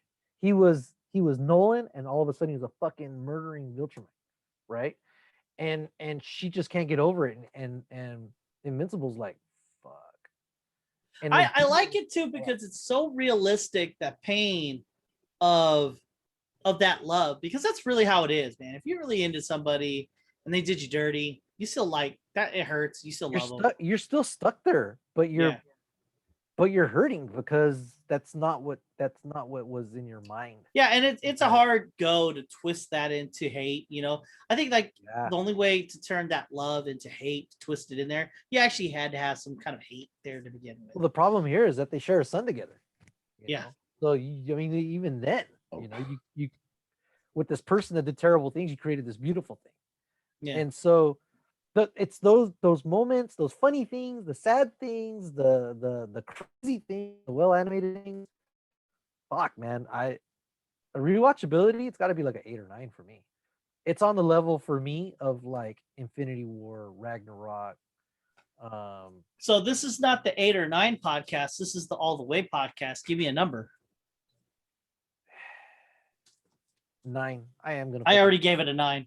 Yeah, probably within the next couple of months, I'm gonna watch it again. I'm probably gonna watch it again in the next week or so. I think the size of the series was perfect too. 8 episodes, 45 minutes each, perfect. They were able to like make it. They were able to build up other moments too. That's a cool thing too. That like while pushing the main narrative, they were able to create these B and C plots, fucking tight.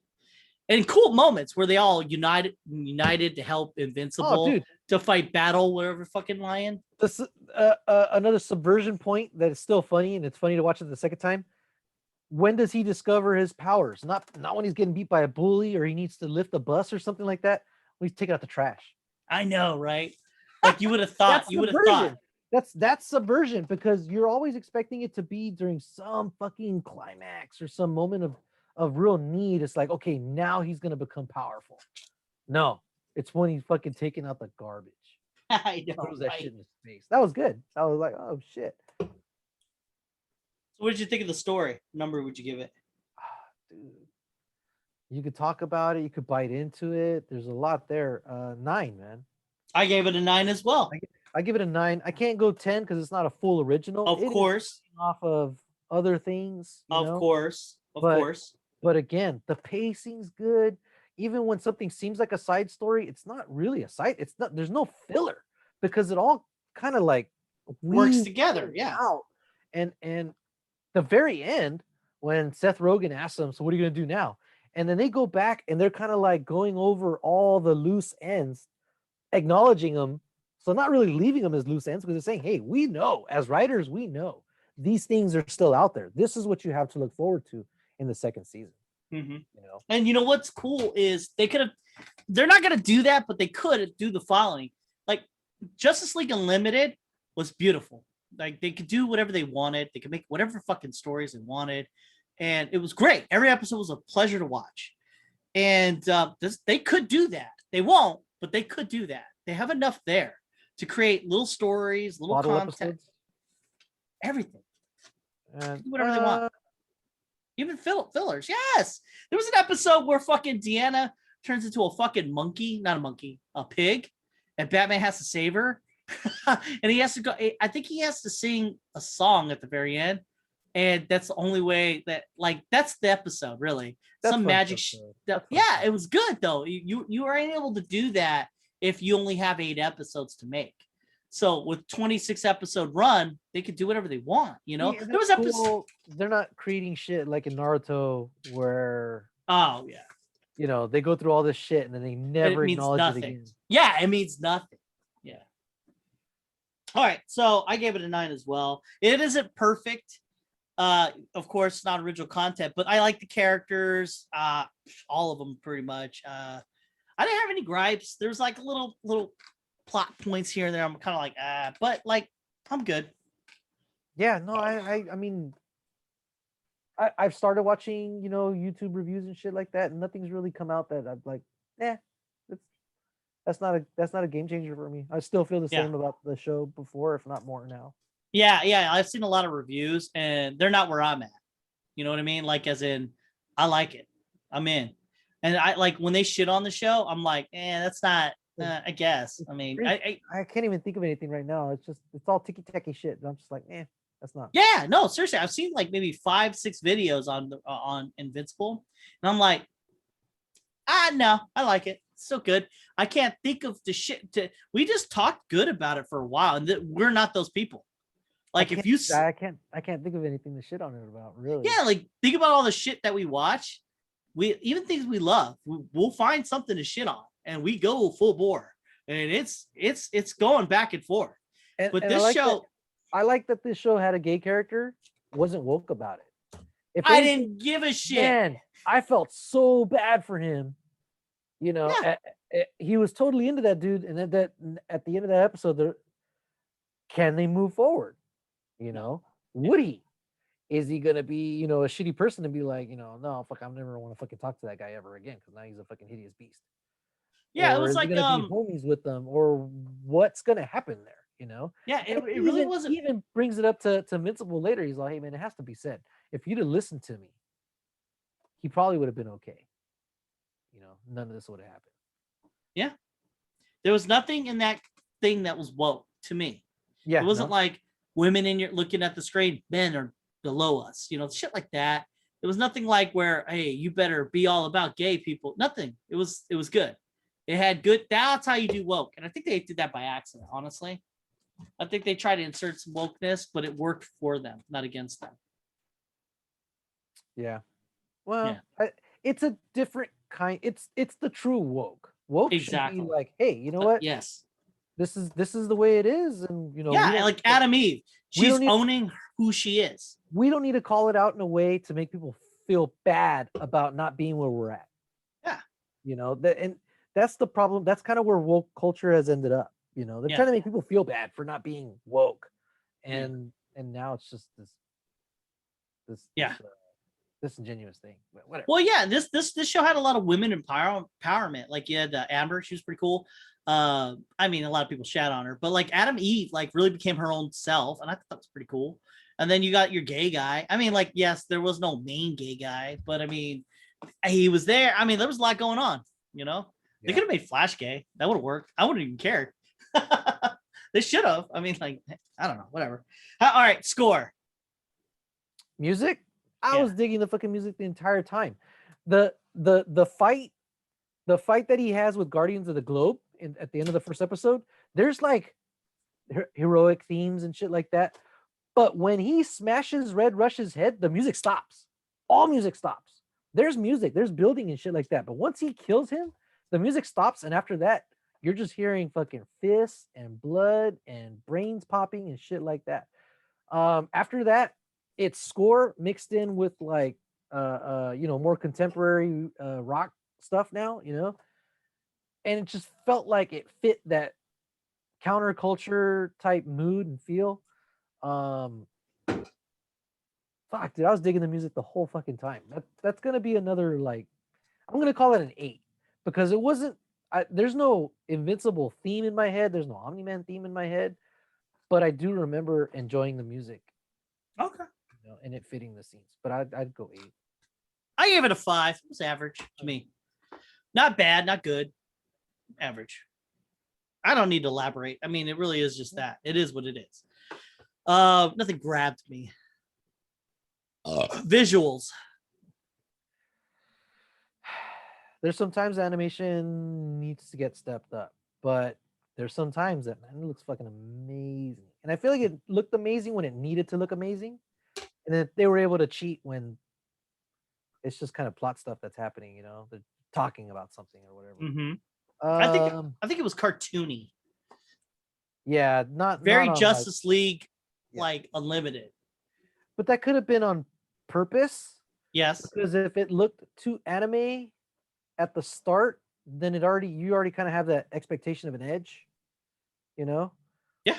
But if they present it to you again, the subversion again, they're presenting you an animation style that you've seen before, so you kind of expect this tone, the bright colors and all that shit. So you were expecting one thing, and then they fucking turn it around on you. I hope they step it up though. So I would call it an 8. The visuals are an 8. Good. Man, Eber, you. Hey, what did you get for engagement? Did we talk about that? I think we talked about like rewatchability, right? That's engagement. Yeah. Oh no, engagement's different. Engagement means are you 10, in it? Dude. Rewatch is 10. You gave it a 10? Fucking engagement's 10, man. I graded this before we even talked. I already had my numbers down. Beat for beat, dude. Beat for beat. All right. Dude, I gave it a 10. I was in all the way. In fact, like, okay, first I'm in. That's one way of engagement. But then I didn't want to leave. That's engagement right there. Like, there was never a time it took me kind of out of it. I don't remember a time where I was like, when I was first watching, I was like, whatever. But then it wasn't taking me out of it. But then once I'm in, dude. There was nothing where I was like, fuck this show. Nothing. There was nothing. No. Maybe when it ended, then I was disengaged because it ended. Yeah, you had no choice. You had to fucking think of something else to watch or do. Yeah. For visuals, I gave it an 8 because it's all right, cart drawings, but like the animation was pretty good. It was up there. Like the fight scenes, everything was. There was a lot of moving parts. I don't know how you can upgrade the drawings themselves because it's supposed to look cartoony. More. I was okay with the character designs. That I thought the character designs were good, but there's some times where like Omni Man's talking about like leverage, they're using this, and then he's like this. It's like from one frame to another frame, he's like this, and it's not because he was moving fast. It's just because they had one drawing and then they had another drawing, and they weren't really filling in the frames in between. And I was like, a couple more would be nice. That was the one gripe that I did see online that I was like, okay, but I'm kind of glad that they spent their money on the voice acting and the writing because that's where I was engaged. Yes. I wanted to know what happens. I wasn't like, I wonder how cool the next scene's gonna look. That's not what I was wondering. Like, well, shit, is Invincible gonna be able to have a life with this girl, or how's the dynamic gonna be with his dad when he fucking figures out the truth? Is his dad a fucking murderer? Was he being controlled? Were Guardians of the Globe and Cecil working together to fucking take over the planet or something? And he figured it out and was fighting them, but couldn't really reveal it. They kept me questioning till about, at the end of episode 2, but I didn't want to believe it. Yeah. I thought when he said Earth isn't yours to conquer, I really read it as like, oh shit, it's his to conquer. But maybe not. Maybe they're trying to take me that way, but they're gonna try and take me the other way. And that's where subversion works, because after that, you don't know what the fuck's gonna happen. Is Omni Man gonna kill Mark's friend for not telling him where he is? I know. You didn't know. I didn't know. I thought he was gonna kill him. Genuinely. I was like, he's dead. He's gonna get squished into his own car. Yeah, like the acting was good. So when I watch something, action isn't the thing that draws me in. It does entertain me, like a John Wick. But what I need is meaningful action, and it has to work for the story, which it does. So there's a lot of things that I'm watching, and there's a lot of set pieces that are in my head, like when Invincible is fighting a battle lion guy. And then there's moments where they come together. Those characters come together to fight the greater fight, and they still lose. That's the best. Yeah, and the fight's like back and forth too. You don't know who's gonna win. Yeah, there's momentum shifts. Yeah, and it's so well done. I gave it pretty much everything we are scored identically, except for score, but everything else is the same. Okay. Pound for pound, I scored whatever you scored the same. It was just that good. That show. Better than everything. I think it was like my favorite show of all of 2021 so far. Yeah, it was good. It was really good. I am goosebumps fucking talking about it. Yeah, dude. As soon as I finished the season, right? I went online. I was like, I need a fucking Omni Man shirt. You know what? I'm jealous. I'm not gonna lie. That's such a great idea. It's also my school colors. Red and white. And nobody knows. Well, I was gonna wear it the other day, but I had a meeting with a parent. I'm like, I'm not gonna wear it. I was gonna wear it to see who recognized. I don't think they would know. I don't think the parent would know, but if the kid knew. I was gonna say, have you watched Castlevania yet? That's your next project. That's your homework. That's my next homework. All right. Oh, dude. Watch that, because we need to grade that, because you have 4 seasons. It's not that long though, if you think about it. It's like 12 episodes per season. So unfortunately, what is that? 12, 24, 48, like 48 episodes, I think. I'm giving a rough estimate. I don't really know. That's a lot of episodes to go through, but each season is an arc. It is. Yeah, right. It is. Condemn 1. No, but watch it. It's really good. The first 2 seasons are actually one. So it's really like 3 seasons, but that first and second season they're together. Then your third season is kind of like a dip down, but it sets up for the 4th season and ends on a high note. It's that good. It's like the show goes like this. Like that. That's how the show is. And it gets to a point where you're rating what's better, 4th season or 2nd season or 1st season. It's hard. I'm watching it again. That's how good it is. So I think that, tell me when you're done with season 1, and then we can rate it. We'll go season by season. Whenever you're ready. If this is next year, that's next year. Whatever. No, it'll be this year. It sucks because tomorrow's our last day of school. Okay. But I volunteered to do 2 weeks of summer school because it's extra money. Hey. There's like in one day you could finish so much. So like I know, but I'm also in school right now. But yeah. I'll I mean, like, this is if we're done 3 months from now, that's okay, as long as we get it done. Trust me, Castlevania is a thing. What I like about it is it does subversion. It's as if we fucking wrote something. And I was like, and then it gets to a point where it's like a better version of what we are, in the sense of what we would say. Like, okay, there's a line in King Arthur, Legend of the Sword, one of my favorite movies, where this guy says something like he's gonna do something, and King Arthur goes like, "You haven't had enough porridge in the morning to talk to me like that." I was like, that is the best. That's like what? That means you haven't eaten enough to think that you got the balls to talk to me like that. Like, you better eat your Wheaties. It's like a thing, like, you better eat your Wheaties, because this is like the Olympics right here. Fighting me is the Olympics. Like, I mean, fuck. And I was like, but that's in Castlevania. That's what it is. It's like they're talking like us, but way better. Like, I'm fucking death. What are you gonna do? I'm fucking death. He says that. And he says death. What are you gonna hit me with? A fucking string? I'm fucking death. Like, I was like, but he says it way cooler. There's more flames. Let's just say more flames. All right, that's it for that. All right, we reviewed it. One more topic, unless you got something for me. No, go for it. Okay, here we go. So my wife's sister is racist. Whatever. Cool. Whatever. All right. So she does this thing, right? She's one of them, 5G creates COVID people, right? And she does this thing, right? She goes, so Fauci's, okay, what day is this? This is June 3rd, 2021. So Fauci's emails come to fruition, right?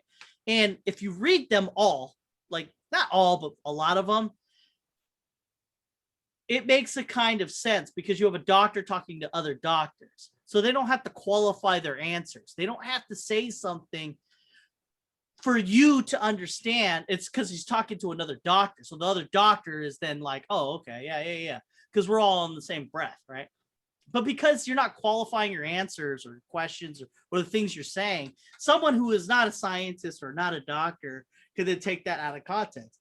So I remember reading it and I was thinking, this is going to be bad because people are going to look at this and they're going to use these sentences out of context to create their narrative. So in one sentence, he goes, the masks don't protect you from COVID. But what it does is prevent COVID from spreading as much because you're not, spreading it as much. But that one part and what he says, it doesn't protect you from COVID. It actually protects people from getting it more by not spreading it. Right.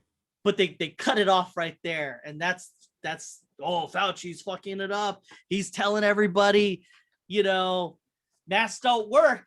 And I'm like, he's not saying that though. Yeah, the problem is you really have to twist his words to try and get that. No, you don't. You don't have to twist it. You just have to quote a part of it. That's not twisting. The masks don't work. He says that, but that's not what he's saying. Oh, just take it all out of context. Well, yeah, I guess the masks don't work to protect you. The masks don't work, period. That's not what happens though. The masks don't work, comma, because it doesn't, it still can get out. I said it wrong. I guess. Yeah. Right. They're not twisting it, but you can arrange it in a way. Yes. To fit some story. There's other things that have happened, that you don't need to twist as much. The reality doesn't need to be twisted as much. You can ask him right now, and he'll give you a straight answer. Yes. Because he can now. Before, he was trying to manage the guy who could press all the buttons, and try to not piss him off and do his job that he had been doing successfully the entire time. And he was trying what's happening. He's a doctor. And he's not a politician, but he was forced to try and play politics. No, he wasn't even doing that. He was telling. He wasn't able to do it. He was unsuccessful. Yeah. He was saying sentences that were what a doctor would say, but it's like if you're not a doctor, then you don't understand it. So from a layman's terms, a person who's not even in the field, they listen to the parts that he says. Like you could say something like, say you're a doctor, you say something like, you could die if you keep eating like this. This motherfucker said I could die. Well, that's the other problem. Doctors usually aren't the mouthpieces. No, this is like his 7th president or some shit. Yeah. We didn't know who the fuck this guy was until last year. Exactly. Right? It's usually, and Trump kind of put him out in the front to tout, my scientists, just like he did fucking generals and all that shit, right? But usually that's part of like a board, like an independent review board, it's more people from different parts, different elements. Yeah. Some are doctors, some are not doctors, to kind of give you that lay perspective. And they kind of come together to put together this message. That wasn't happening, It was 100% political instead of being apolitical. And I doubt that. I can guarantee this will happen. You had a group of people talking, and then you had the doctor who was like more doctory than the most. He was like, I can explain this shit because from his point of fucking view, he's like, this ain't a complicated fucking thing. And it isn't. Like if you understand the logistics of it, it's really not a complicated thing. However, he underestimated the power of stupidity. He doesn't understand the power of nuance. So when he goes and says, hey, masks don't work, in the way you think, I mean, he doesn't have that kind of way of talking. What they needed to do is have a mouthpiece for a doctor. So the doctor would explain it to a guy, and then the guy or girl would then re-explain it in the way that they understand how people work. Right. Because when he's explaining shit, it's as if he's extrapolating what a normal person would think, but he's not normal. He's a doctor. Right. I mean, he didn't get his science off of Google or YouTube. He didn't watch a fucking dinosaur video on YouTube. One of the guys creating the science. He's so far out on the edge. He could see the Matrix. We can't. Yeah. He's the guy on top of the building who could see you, but he's trying to pretend as if he's the guy next to you. But that's not how it is. And so everyone's misconstruing him. So, okay. So my wife, she's a scientist, right? That's what she does. That's who she is. And that's what she does. And so when she tries to, and the thing is, I've seen this. She tries to explain something, and I try to tell her, look, when you're talking to people, people are dumb. You have to fucking realize that shit. Come from that angle and move forward. Because when you start trying to talk to people at your level, it just doesn't work. You'll have two responses. Either they kind of pretend to understand you, or they hate you. Because they're so stupid and insignificant that they have to like try to make themselves significant. And so by doing that, what does a ghetto idiot do? They pull you down to be in the mud with them because they don't have the ability to move forward. They're there. They're stuck in the mud. So the only way to do it is to bring you there to their level. Or other people are just kind of like, oh, yeah. They're going to try to do, like, try it. Yeah, okay. But not many people are going to be at your level. That's just the way it is. I tried to explain it to her. God. So she explains the whole mask thing, and the only reason I know shit is only because I'm in the field. I get it, right? I mean, I get it. So she explains it to her sister, racist bigot lady. And she does this thing where they argue, whatever. Fast forward to now, to this day and age, where Fauci's emails are there. She then puts on her Facebook, see, I was just talking to someone who's a scientist, the only fucking person she knows out of all her family members, all of her friends. Like, this chick ain't friends with no scientists. Trust me on this. You're talking about a lady who got in a fight in a laundromat because somebody was in her fucking way, because it's ride or die at this point, like, when it's time to die, you have kids. I don't fucking care. It's time to fight. And like telling me the story as if I'm supposed to be like, this is a virtuous thing. You're supposed to fight. You're so right. Yeah. Yeah. Fighting in a laundromat. Anyways, she doesn't know any scientists. She doesn't have a friend. The only scientist she fucking knows is my wife. So she makes a very, I don't know. It's a dig. It's a move to bring you into the muck because I don't know. You have no mental comprehension of understanding that you're wrong. You're just wrong. So she starts quoting this shit of this email, but only the part that Fox News reports or whatever. You know what I mean? Just the part where he says masks don't work, some bullshit like that. See, I could tell scientists what's up. See, it's common fucking sense. So basically, my wife's pissed, right? She knows my wife isn't stupid. I mean, she sees the post. Anyone who knows, yeah. Oh, yes, dude. I mean, unless she had a scientist friend on the back burner, the lady who getting with the KKK and shit. You know what I mean? Like, see, she says this shit, right? And I'm like, this is bad because my wife doesn't have that whole. She's gonna fall for the trap of the ghetto. You got caught in a stupid trap because what they want you to do is interact with them. Mm-hmm. That's how they win. They're not winning because they said if you eat shit, it makes you healthy. They're not winning that. They're winning because you're trying to argue that with them. They'll never in a million years get you to eat shit. They just don't have that mental comprehension. That's not a thing. They don't have that ability to talk to you and say, you know what? I feel like eating shit. It's not a way. But what they can do is get you to interact with them. That's the fucking most minute thing that they could do. But they know that they can do it. Or not, subconsciously. I don't know. Something. Attention. So she says that. My wife's like, well, fucking, points, and then starts throwing out like fucking science. And I'm like, it doesn't matter. You know, if somebody told you the fucking sky is fluorescent pink, orange, green, you don't fucking argue with that person because you don't need to. And then when you do argue with this person, especially if that person's already a year and a half into this thing, nobody's changing their minds at this point. No. Nobody's gonna admit that they just spent the past year and a half believing lies, because that's tough, man. That's why fucking Cypher wanted to go back into the Matrix, because the truth was like too much. He was like, no, I want to believe my lies. I want to live in that world. I want to live in the Matrix. No, I think Cypher is beautiful in that sense, though. Not only does he know the truth, he knows the lie is better.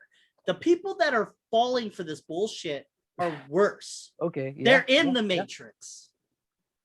Cypher was above the Matrix, and they willfully don't want to see the Matrix. Well, it's not willfully; it's they're on that track. Well, I mean, okay, so I was talking to this guy this weekend, and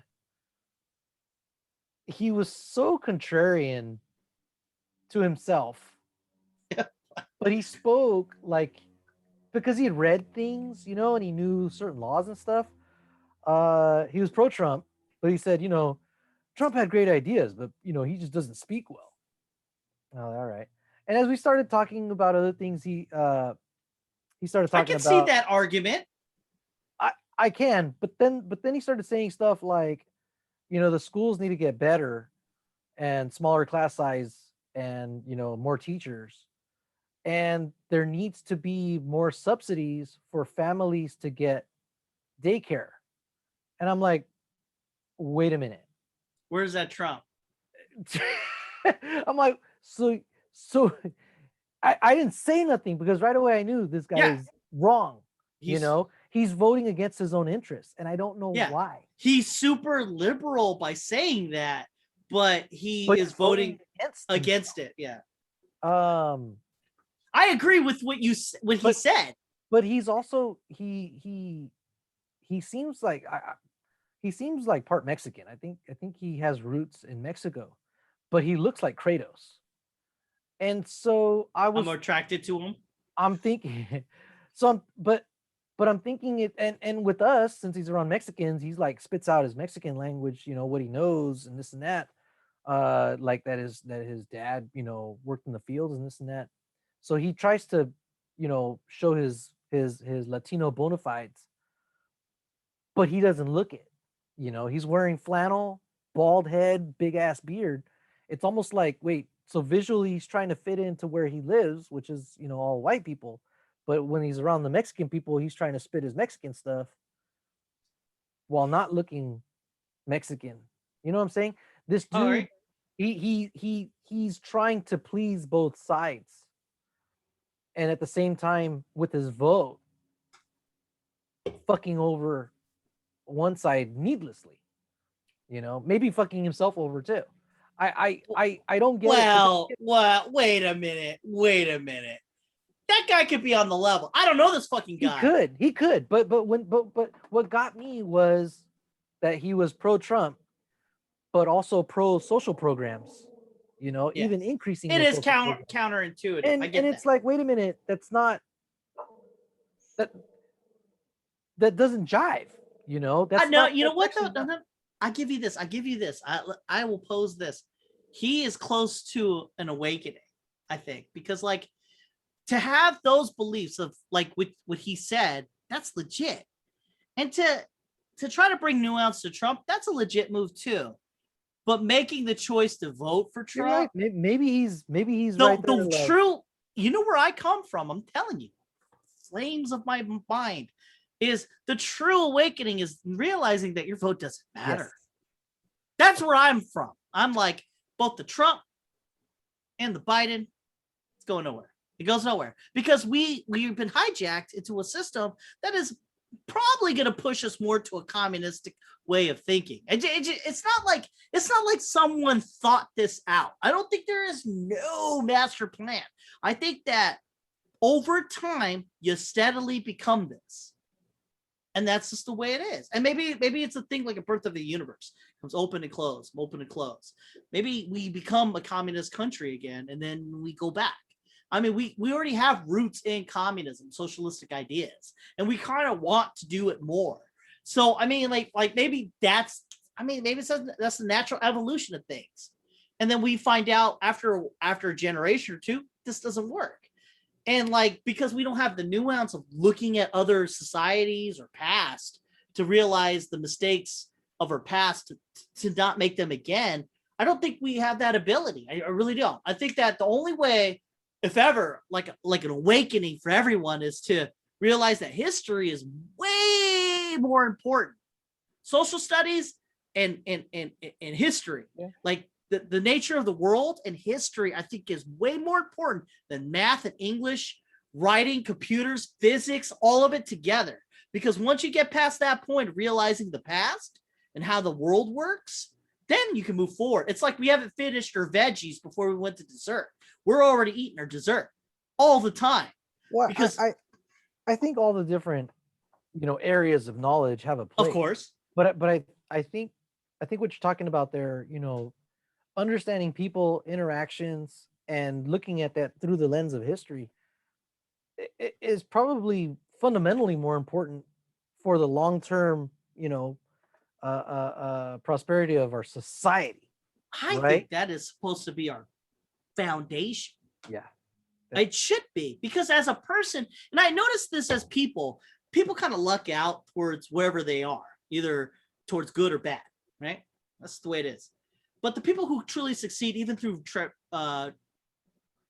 adversity, are the people who realize their own past mistakes and moving forward as a fundamental, not as like a thing they learn. It becomes their fundamental, like the core of who they are. This is the past, and this is what it is, and this is what I must do. And that, and like, we're not doing that at all. As a society, we are not doing that. In fact, that's not even a thing to talk. It's a weird thing to be like, here's a power that can make you move forward and just get through anything, really, is to realize your past and moving forward. And this is a real thing. There's a real power that once you learn it, and you know it, I know it, we all, us friends know it. I mean, like, it's what makes us powerful, is to know our past and to move forward. Like, not the past of, like, Sasquatch Indians or some shit like that. Like, it's to know who we are back then to what we are now. It's like, hey, you know what? This lady getting beat up, you know what? I'm not going to get involved, but you know who you are. I was the hero of my story. Yes, I am going to get involved. And the power that is. America, it needs to teach that again in a way that is like, that resonates to the core, not nationalism, but the who we were and how we were, and not to repeat the same mistakes. And we're constantly repeating the same mistakes in different ways. This whole woke thing. Or make the same decisions that got us to where we are. Not just to repeat the same mistakes, but to make the same good decisions that we made before. Yeah, if it ain't broke, don't fix it. Not that, but do the things that got us that's to what I'm saying. Like certain things. Them, keep that thing going. Don't forget, that what took us out of the Great Depression wasn't isolationism. It was expansionism. It was socialism. It was social programs. All the fucking money that was spent, and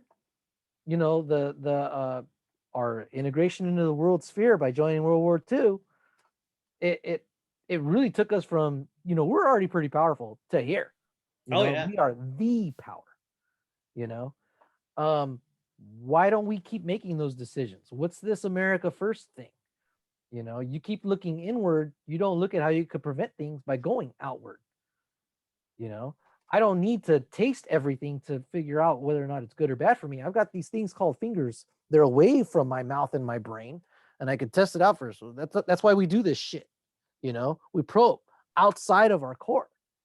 We have that ability as a country. We can go and study, what's going on in Africa and maybe try to help them out without bringing that shit into us. But fucking preach. But we're not. I mean, we're moving away from that. Why? Because that money should be spent here. I mean, yes and no, because what that money's doing is preventing more problems from coming here.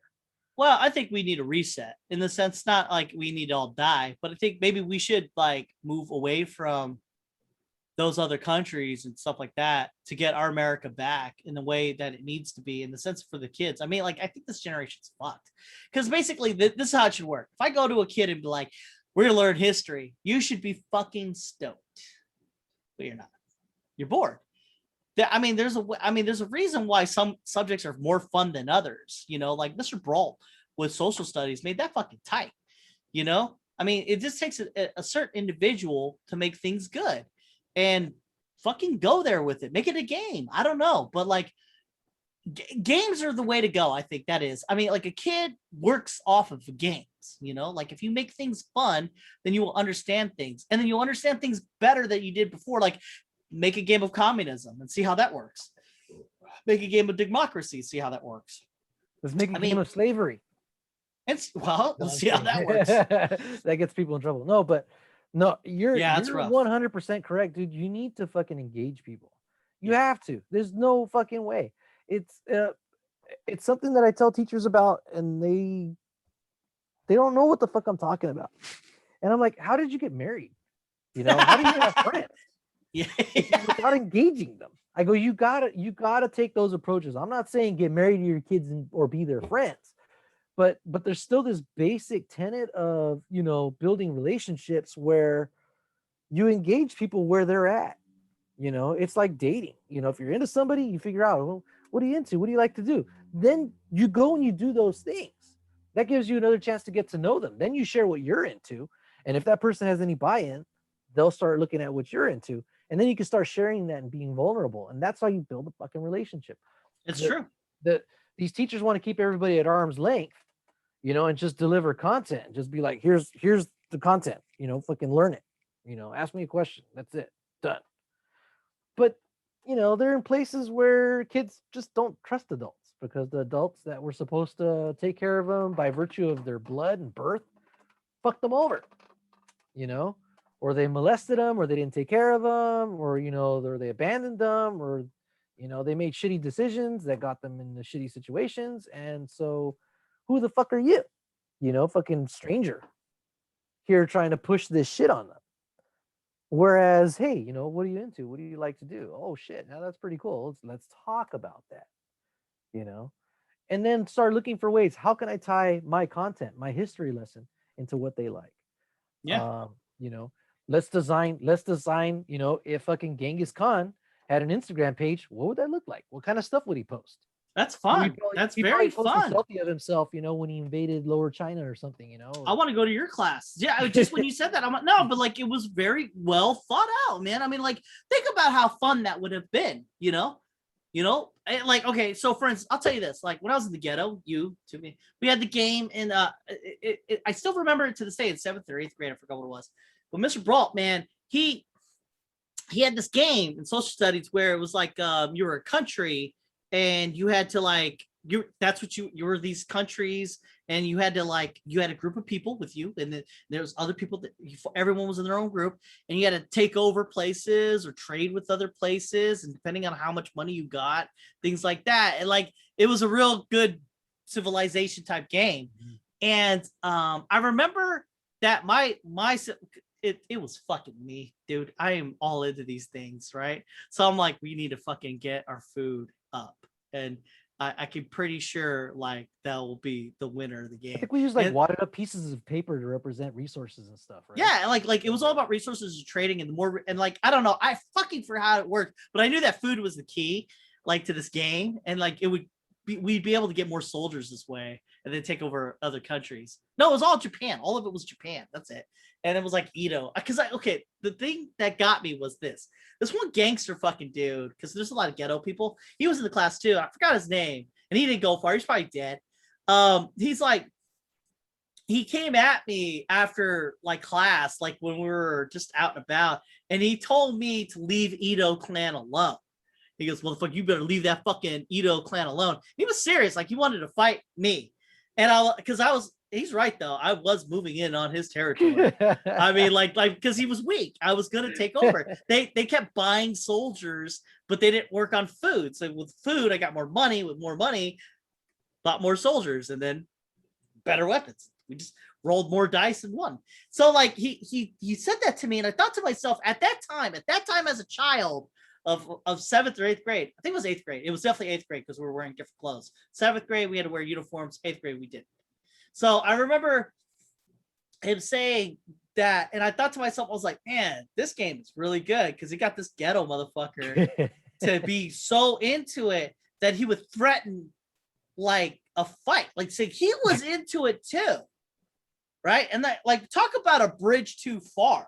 Like, and I'm like thinking to myself, like, if only he was like just not smarter, like if he had applied that to like actually like learning the strategies and things like that, rather than try to punk me outside of a game, which I mean, nothing came of it, but I mean, just damn, dude, that Mr. Brock guy, dude, with the fucking game, dude. I mean, I'm just saying, like, there's something to be there. I mean, like, if you turn everything into a game, shit, people are all in. Even ghetto motherfuckers. Well, because the games, they also give you a chance to interact with each other. Because I'm sure you had to work with your group and you had to argue your point, you know, and those interactions, you're with your friends, but you're it's not solely social because you're learning, but it's an opportunity to do a social thing, you know, something that we do socially to learn. Yeah. Yeah, man, I fucking miss being in the classroom. Yeah. Well, it just depends on the class though, because there's only a handful of times where I'm like, oh yeah, this is good. I mean, because like most of the teachers, they weren't like that engaged, you know, like most of the shit was just, they're just trying to get to the next thing. And but with a well-placed game or attitude about things, man, Mr. Paul was so cool, dude. He would like show anime. Dumb as he was, you don't show anime. Then he tried to explain, man, that motherfucker would have went to jail. So he showed some anime, and in Japan, like nudity is not a thing. And so like they had like naked characters, right? They don't show the bottom parts, but they were like on the top. And it wasn't even like all the way. I don't know. It wasn't quite nudity, but it was for the most part. And people were like, oh shit, you know, like what the fuck? And he showed that on all the TVs and shit. And I was just like, wow, man, that's fucking crazy that he did that. I mean, he would have went to jail. I mean, it would have been on the news. No, there's probably somebody asked him to show something or something, and he didn't know. Yeah, well, I'm pretty sure he didn't understand what he was doing when he did it. You know what I mean? I mean, he could have fucking looked at it and said, you know what, this, because he tried to explain it too. You can see the sweat coming from him too. He was probably trying to meet the kids where they're at. It's like the kids were saying, hey, there's this thing called anime and we're into it, you know? Yeah. Yeah. Oh, yeah. No, he had an anime club, dude. It was everything. He was all about anime. However, I don't think he researched the anime that he was fucking showing. I mean, probably not. And, you know, I don't know. He took it. He swung for the fences, you know, and you should be allowed to do that because, like, he did this thing and it was bad. But if you were to do that now, it would be on the news, fired, pedophile. You know, he wasn't a pedophile, well, as far as I know. But I mean, like, the thing that he showed is so benign. But I mean, like, at the time, holy fuck, you know, it's like, oh man, tits, you know. But it wasn't really like boobs, you know. It was like, I think it was like Sailor Moon, maybe. I don't know. It was like kind of it was quasi naked. But he's just explaining that the culture of Japan, they take showers together, and that's a true thing. They still do to this day. That's why they're like pandas. They don't multiply anymore. But oh wait, what was I? I was talking about the lady. Anyway, that's it. That's the end of it, really. Yeah, you're not gonna change anybody's minds at this point. What you were talking about, you know, him reaching, you know, an enlightenment, you know, that really does need to come naturally, you know, that you cannot go and change somebody's mind. You kind of can. You can model it, right? You can model something for people, and then they're either going to take it or they're not going to take it, but you can't force them. It's just not going to happen, you know, especially if they're adults, because who the fuck, you're not their mom, you're not their dad to tell them what's right and what's wrong. So you really do have to model what your position is and show them that it's not a bad thing, you know. But there's some people that are just so entrenched or ingrained that they have other models that they're choosing to follow. Oh yeah. You know, that's why some people become homeboys. That's why some people become fucking murderers, because, You know, they saw one They example, transcribe. and they were like, I'm going that way. This is the only way. This is it. You know, it has to be this way. Got to be a yummy. You know. You know, there's a thing I was watching on YouTube. It was like Metal Gear Solid 2. Somewhere like the best gaming moment or something, right? And they were in this game came out in 2001, and they were explaining that the bad guys, you gotta watch this video. I think you would like it. So the bad guys are like robots in the future, and their goal is to control all the information. And the reason they reason this is because people won't be able to have context for all the information. Everything in the digital age is quantified. It's there, and it will never go away. So the doubling effect over time would be everything is for you, and people will not understand all that information that's out there. And so the AI came up with this idea: if they control all the information, they could then partition the information out to people that would make it more meaningful. They said context. They made that a thing, as opposed to just giving you all the information. And I'm like, holy fuck, that's now. Like, right at give people what they need for you to make the decisions that you want them to make. Yeah, but I mean, like, think about it. You have all the information to you. Now we have divisions. See, what the AI was they were like they were America in a way, right?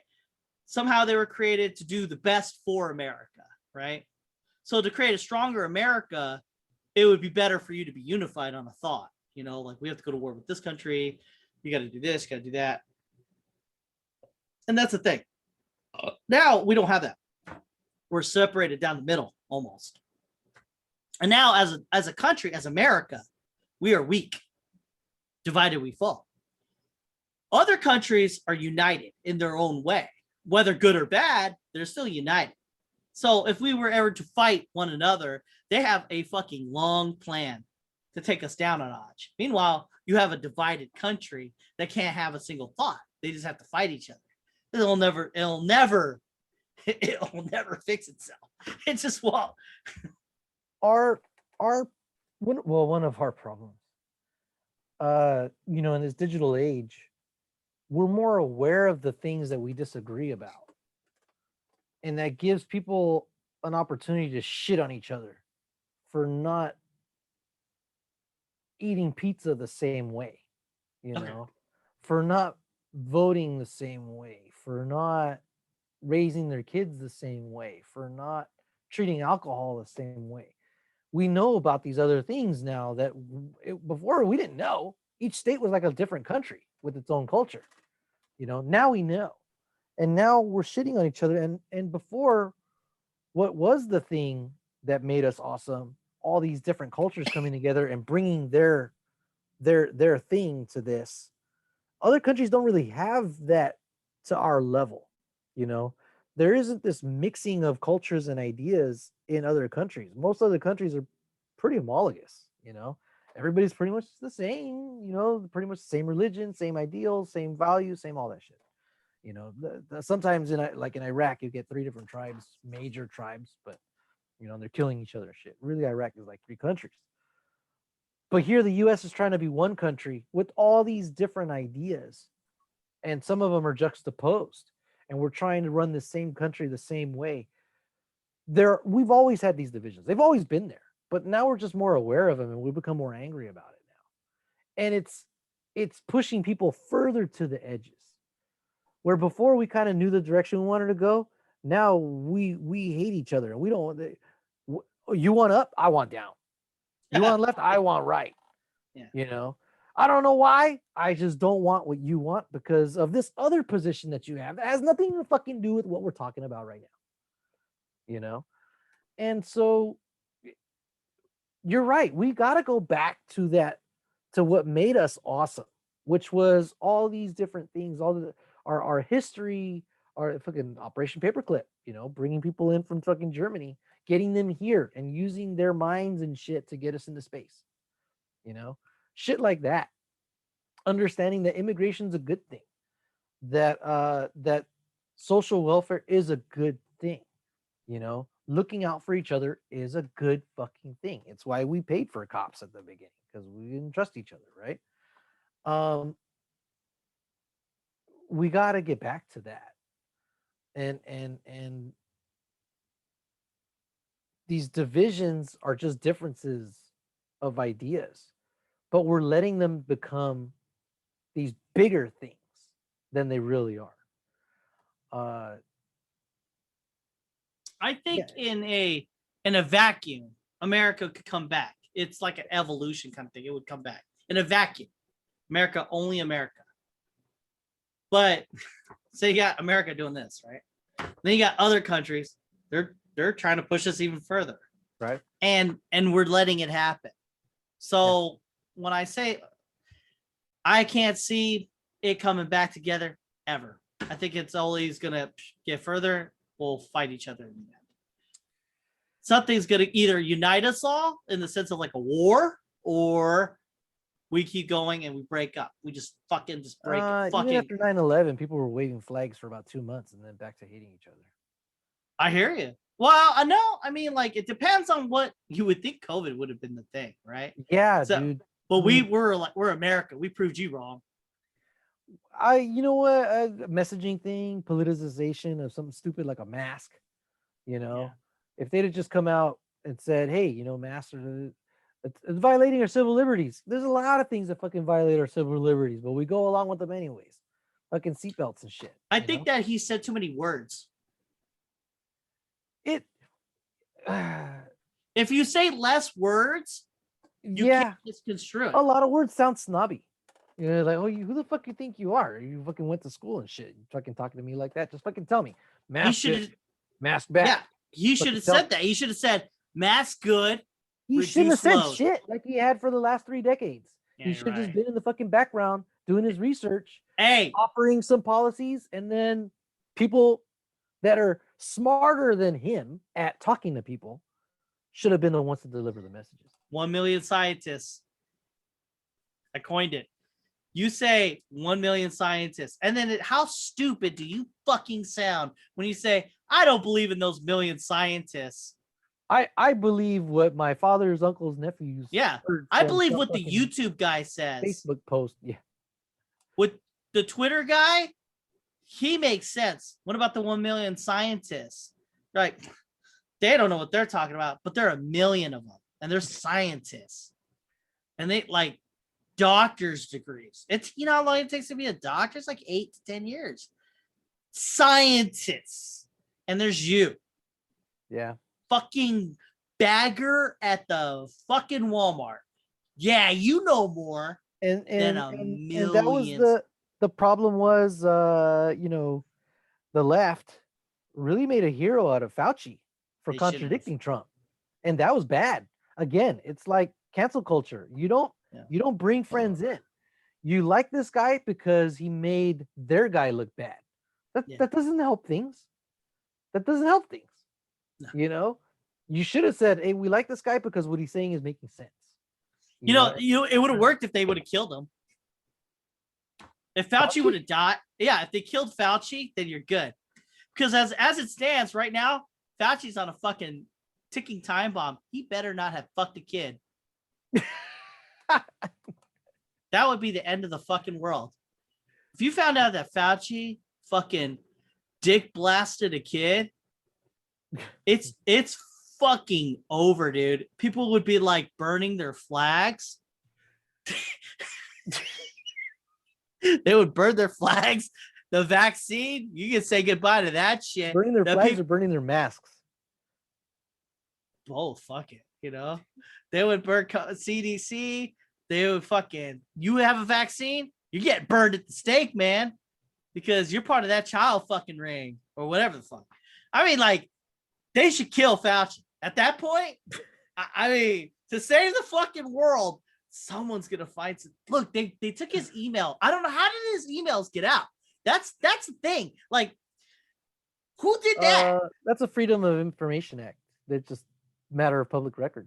Really? Like, if I have my email, you could just take my email? No, if you're working as a government official doing government shit, we have the right as taxpayers to know what he's doing. I don't know, man, dude. If we're paying him to do a job, we deserve to know what he's doing.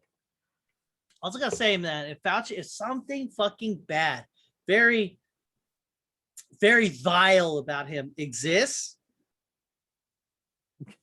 the world's gonna end. He's gonna show up on a fucking airplane manifest with fucking Epstein Island. Epstein Island.